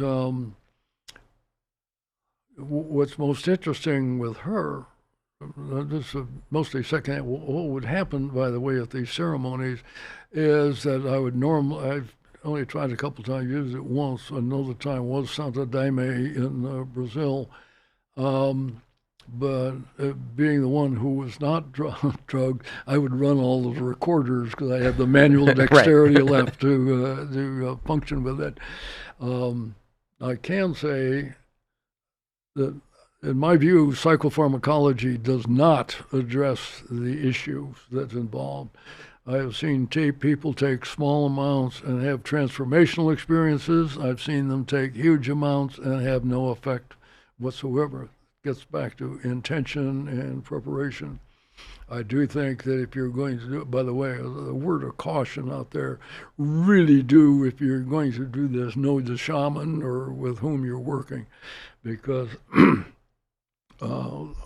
yeah, and particularly as it has gotten popular, that there are some less than scrupulous folks, particularly for women, being in there. But you really do need, having said that, and I do see there are now talking about some on PTSD, some research going into it. Sean and them talk about using ibogaine. That surprised me a bit, but under controlled conditions, the stuff from Africa, that shit'll kill you if you're not careful. And one of the problems with all of these are there's no quality control. And I found that each shaman kind of has their own recipe, and they kind of put stuff together and they look at, and the same with dosage. They look at you and say, well, here's the amount you need, and, give it. Yeah, I would recommend going to like Elysium or with a doctor. Yeah, well, this is not to be taken lightly. No. But I do think there are effects that, and PTSD, who was it? This was Life. She was there with the guys we do with Ron Wheelock, who's known as the Gringo Shaman down in Iquitos. Interestingly, one of the few that have not jacked up prices and all that as it has become better known. You know, I was going to tell you Victoria's experience, the most extreme. She had a world that she goes to and was recognized and whatnot. The most amazing thing, though, was not on drugs, but at home here in Vegas, and they came here. Who she saw in the Yeah. DMT world came to Vegas? Yeah, well, Right, wherever. this is a mental state. What did she see? Well, just that, so they were coming apparently asking for help, and but again, this is a mental thing. This is not a physical being showing up Right. and showing there. Um, yeah. By the way, the most unusual thing that I saw, we were at, Contemplé. Mm-mm. Okay, these are African voodoo ceremonies and all that, and we had gone. We've gone to several, but Umbanda and Contemplé, or a couple of these are from West Africa that came over. We were in Curitiba, Brazil, and went to a Contemplé ceremony. No drugs. And they started, now there's about, in this case, there are about 10 foreigners, they're Western, and probably 300 people who were there who attend to these ceremonies all the time. And so they said, there was a priestess there, does anybody want, well, Victoria always volunteers, she runs down, and this woman goes, she's going down and doing the, and this, we're into possession now, okay? Real full-scale possession. Your wife. Yeah. And all of a sudden, she's out on the floor spinning. We got photos of this. She's spinning. Now, these are people who are used to seeing possession, and not with gringos, Did you expect that? How does the colonel not jump? No, we didn't. As a matter of fact, I went up, was taking pictures, and the guy grabs me and said, "You're a reporter?" I said, "No, that's my wife. She'll be okay." Okay. Yeah. And her description of it is allowing this entity enter the body to experience whatever. She has no idea of what went on during that period, but it was kind of okay. But it was really dramatic. So she doesn't remember seeing anything in there? No. This is, I think, allowing them to experience a human thing temporarily. Now, we've had we were in, probably don't know, Victoria, Brazil. I was down talking, this gets into the non-lethal area, and I had been brought down talking to the government, to their military police, and had looked it up, and she had found a Buddha ceremony, a Umbanda ceremony in Victoria, and we convinced our guide, had an amazing guy with us who was a special assistant to the governor. I happened to have had eidetic imagery in that. And I also had a military police major. So we're going into the favela with, to say we were greeted with skepticism is true. So anyway, so we go in, explain, who are you? Two Americans, kind of weird, and had heard about them and all that. So they let us in, and the ceremony starts, and it goes on for several hours. And so they're going to take a break. And this is now getting later afternoon. So our guys in that have got to leave. They said, I'll leave, I'll come back and pick you up. And they came to Victoria and said, no, you can't leave. And it turns out, they're the people we've never seen before who recognize her. Wow. Yeah. And we've had that before, and we've had this in Rio, too, in the ceremony with saying, here's the goddess to call and all of that. You say, unusual circumstance. Yeah. Is there any connection with the DMT world and NDEs? Well, is there any connection? Um, there are those who think that DMT is a piece of, no, understand, dimethyltryptamine is the precipitating agent. It is not the thing. No, it allows access to the thing. I would equate it to more like it's turning on the set, and the stuff you're now accessing that channel, if you will. NDEs, there are folks who think that you can get a spontaneous release of DMT or something. Mary now talked about it. She goes, no, does not believe that to be the case. That we're spontaneously generating it, and that because that gives you the potential for saying we're talking about hallucinations. But like I say, her cases were in the precognitive years in advance, and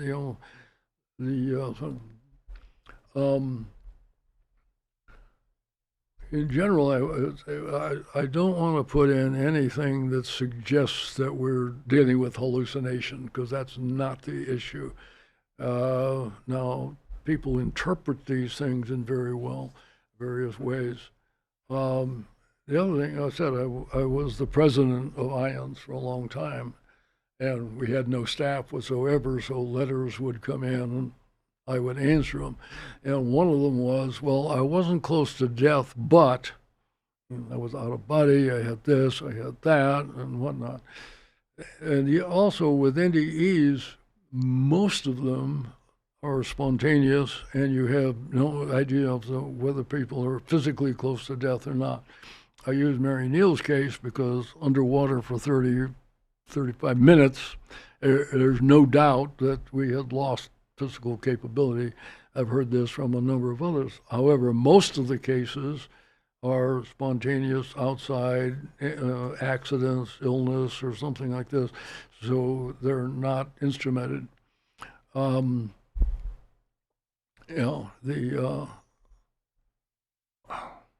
Pat, I'm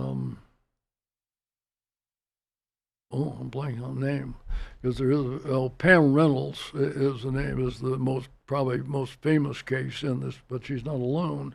And this is a case in which a young woman had a brain aneurysm deep in the brain, had some small children, and was doing a very risky operation, survival 50-50, wouldn't have done it except for young and whatnot. And the point here was that they had stopped the brain. Well, they drained the blood out of the body, but they had a cystoscope on, so they're firing electrical charge in, measuring the cortical activity of the brain. You have sensation of heart, sensation of breathing, sensation of cortical electric activity in the brain. By medical definition, this is not near death, this is death itself. And talks about a number of things. She's one out of the room. Big one was complaining. They were playing Hotel California, which she thought was inappropriate. You can check in, but you can never check out. Right. But awareness of what everybody was doing at that time. And then goes off and meets with folks. It's like the one with Mary. She has the original, awareness at the location, but then going off into others, and again in different time-space dimensions as we know it. There are a few others. Was it Parva? There was a Dr. Parva who was an anesthesiologist who similarly had instrumented death, where you can, confirm, what their physical state is at the time, and so therefore you cannot attribute it to hallucination. But I think when you get the transference of information that proves to be accurate, Bruce Grayson because Bruce, and I recommend his book After, is one of the key ones. Bruce is a good friend, but he talks about what got him going as a psychiatrist in the hospital in the University of Virginia, going down the hall and talking to people, and the person say, "Oh, you talk to, and you're the one with." He talks about being a spot on his tie and all of that. So you get, externally verifiable information that there's not any normal means of that being transferred. My dad had one during an operation, and he knew what was going on. How about shared death experiences? Have you looked into those? Oh, you can't not. Let me digress just a bit, but, Sure. but this has to do with the progression of NDEs. I say we came into it. Well, IONS was formed late 70s. We're talking about near death, and we would, frankly, and ION never would have considered having mediums or things like that involved in the whole after-death communication. They're now the rock stars at the conferences and whatnot. So you have had kind of a progression from NDEs. Now, what you're talking about is shared death experiences is one where there's multiple people, not that are dying, but that are sharing the experience, and some of them continue on, and humans, and they talk about things like physical changes that take place, or the shapes of the room and whatnot. Another one that's getting terminal lucidity is an issue that's now arising, and you can sometimes get shared death. This is where people who have been mentally incapacitated for a long period of time, shortly before death, start talking to relatives and seeing entities. Even when their brain is diseased, like from Alzheimer's or something, they're lucid. Yep. And this is a field that's sort of evolving. So you had instant near-death communication or near-death studies, which is this a real kind of thing? And numbers, and these cases are in the millions. I mean, I was surprised that flying on, traveling, quite a bit, and you talk to people, and how many people say, now.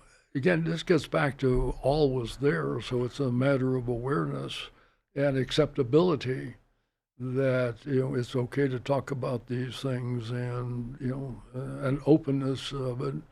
At the time, Ghost and any number of other movies and TV programs has now become kind of standard issue things, but.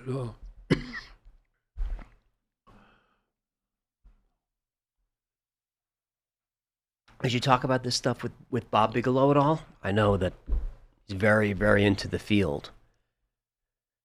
Oh, what? Bob Bigelow. Specifically near-death experiences. And we had Jeffrey Mishlove in here who won one of Bob's awards. Yeah, no. Of course I know Jeff. I've known Jeff since he's lived here and across town. But Jeff had an advantage over everybody because he had been running Thinking Aloud and now New Thinking Aloud. So he had decades worth of, just highest quality people that he could acquire.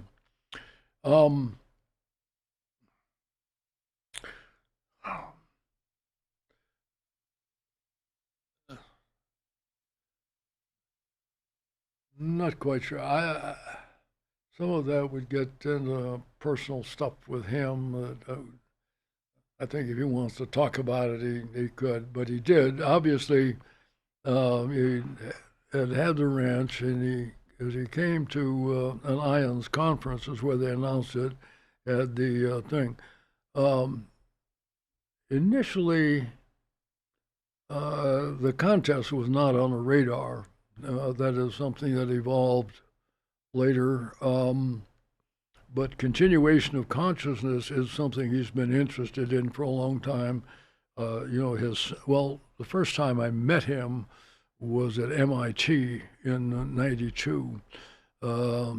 John Mack was having, and Dave Pritchard had a conference on abductions versus NDEs, and that's where I gave the first talk on correlation. The bad news was that I had to go right after John. It was a tough act to follow. Tough act. But having said that, I had first met Bob there, but that was just a handshake. Hi, how are you? What I did not know at the time was that his son had died like within a month before that.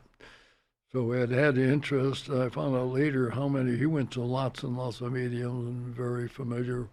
He had brought Dean Radin into UNLV for a while. So there was a precursor there, and then they set up the Bigelow Chair of Consciousness at UNLV. Charlie Tart held that initially, and then Raymond came in for a while. Bad news was that stopped funding it, and they were eating principle, and eventually that ran out. But he's had a long interest and some personal tragedies that have happened there that I'm sure have driven certain factors, and so he decided to set it up and brought Colin back. And Well, you covered this stuff for so long. Was there anything in your research that you believed and then turned out that you were wrong, or the opposite, something that you didn't believe that you were surprised that was true? Well, that's an interesting question. I would say there were a lot of things that I would have thought were highly speculative that I'm now willing to accept.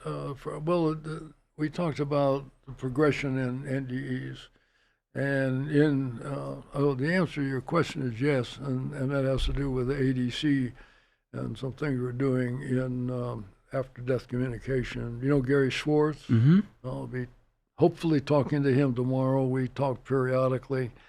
But he's now retired, but the University of Arizona, and working on something called Soul Phone. Soul Phone. Yeah.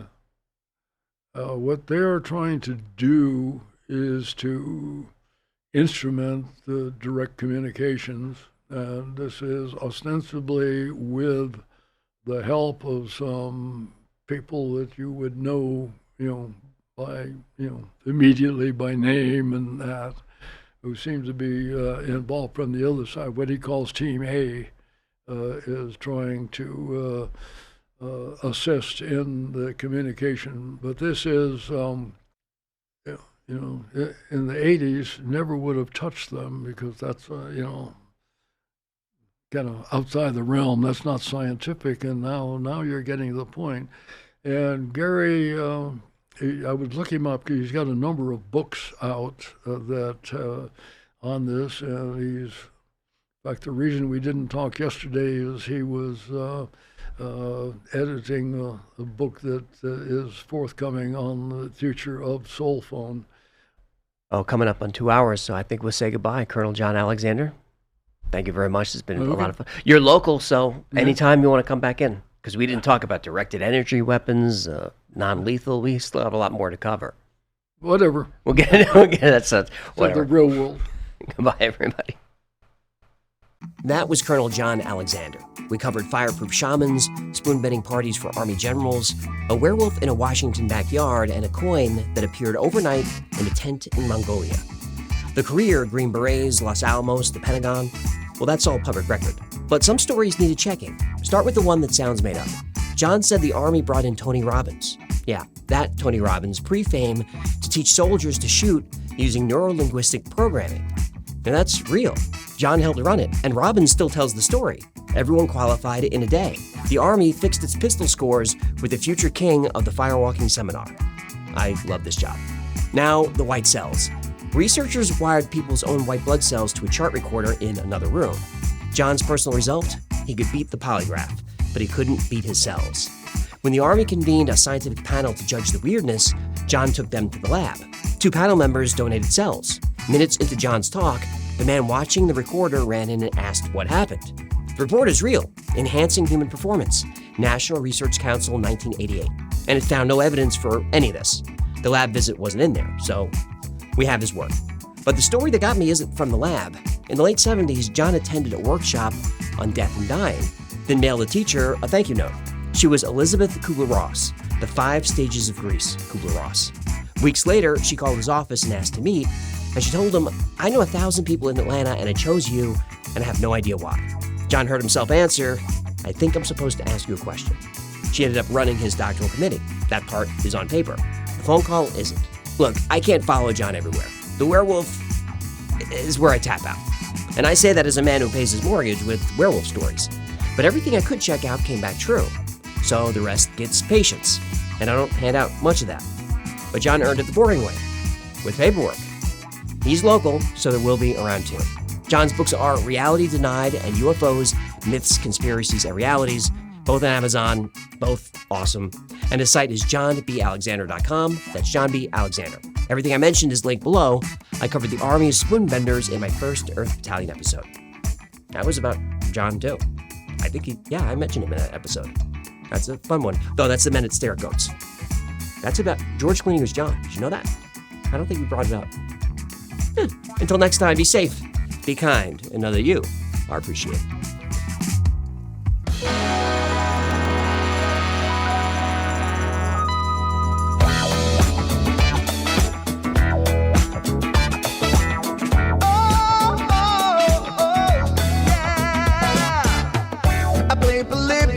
In Area 51, a secret code inside the Bible said I would. I love my UFOs and paranormal fun, as well as music, so I'm singing it like I should.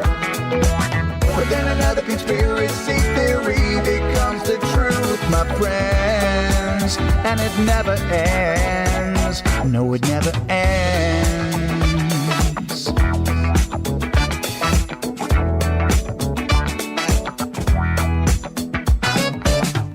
I feel the crap cat and got stuck inside Mel's hole with MK Ultra, being only too aware. Did Stanley Kubrick fake the moon landing alone on a film set, or were the shadow people there? The Roswell aliens just fought the smiling man, I'm told, and his name was Cold. And I can't believe I'm dancing with the on Thursday nights with AJ2 and the Wi-Fi's happening all through the night. All I ever wanted was to just hear the truth, so the Wi-Fi's on repeat all through the night.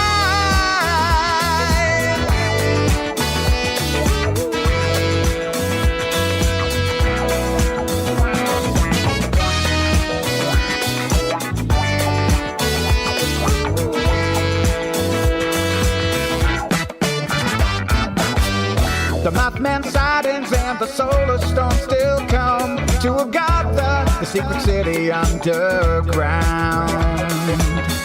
Mysterious number stations, planet Serpo 2, Project Stargate, and what the Dark Watchers found.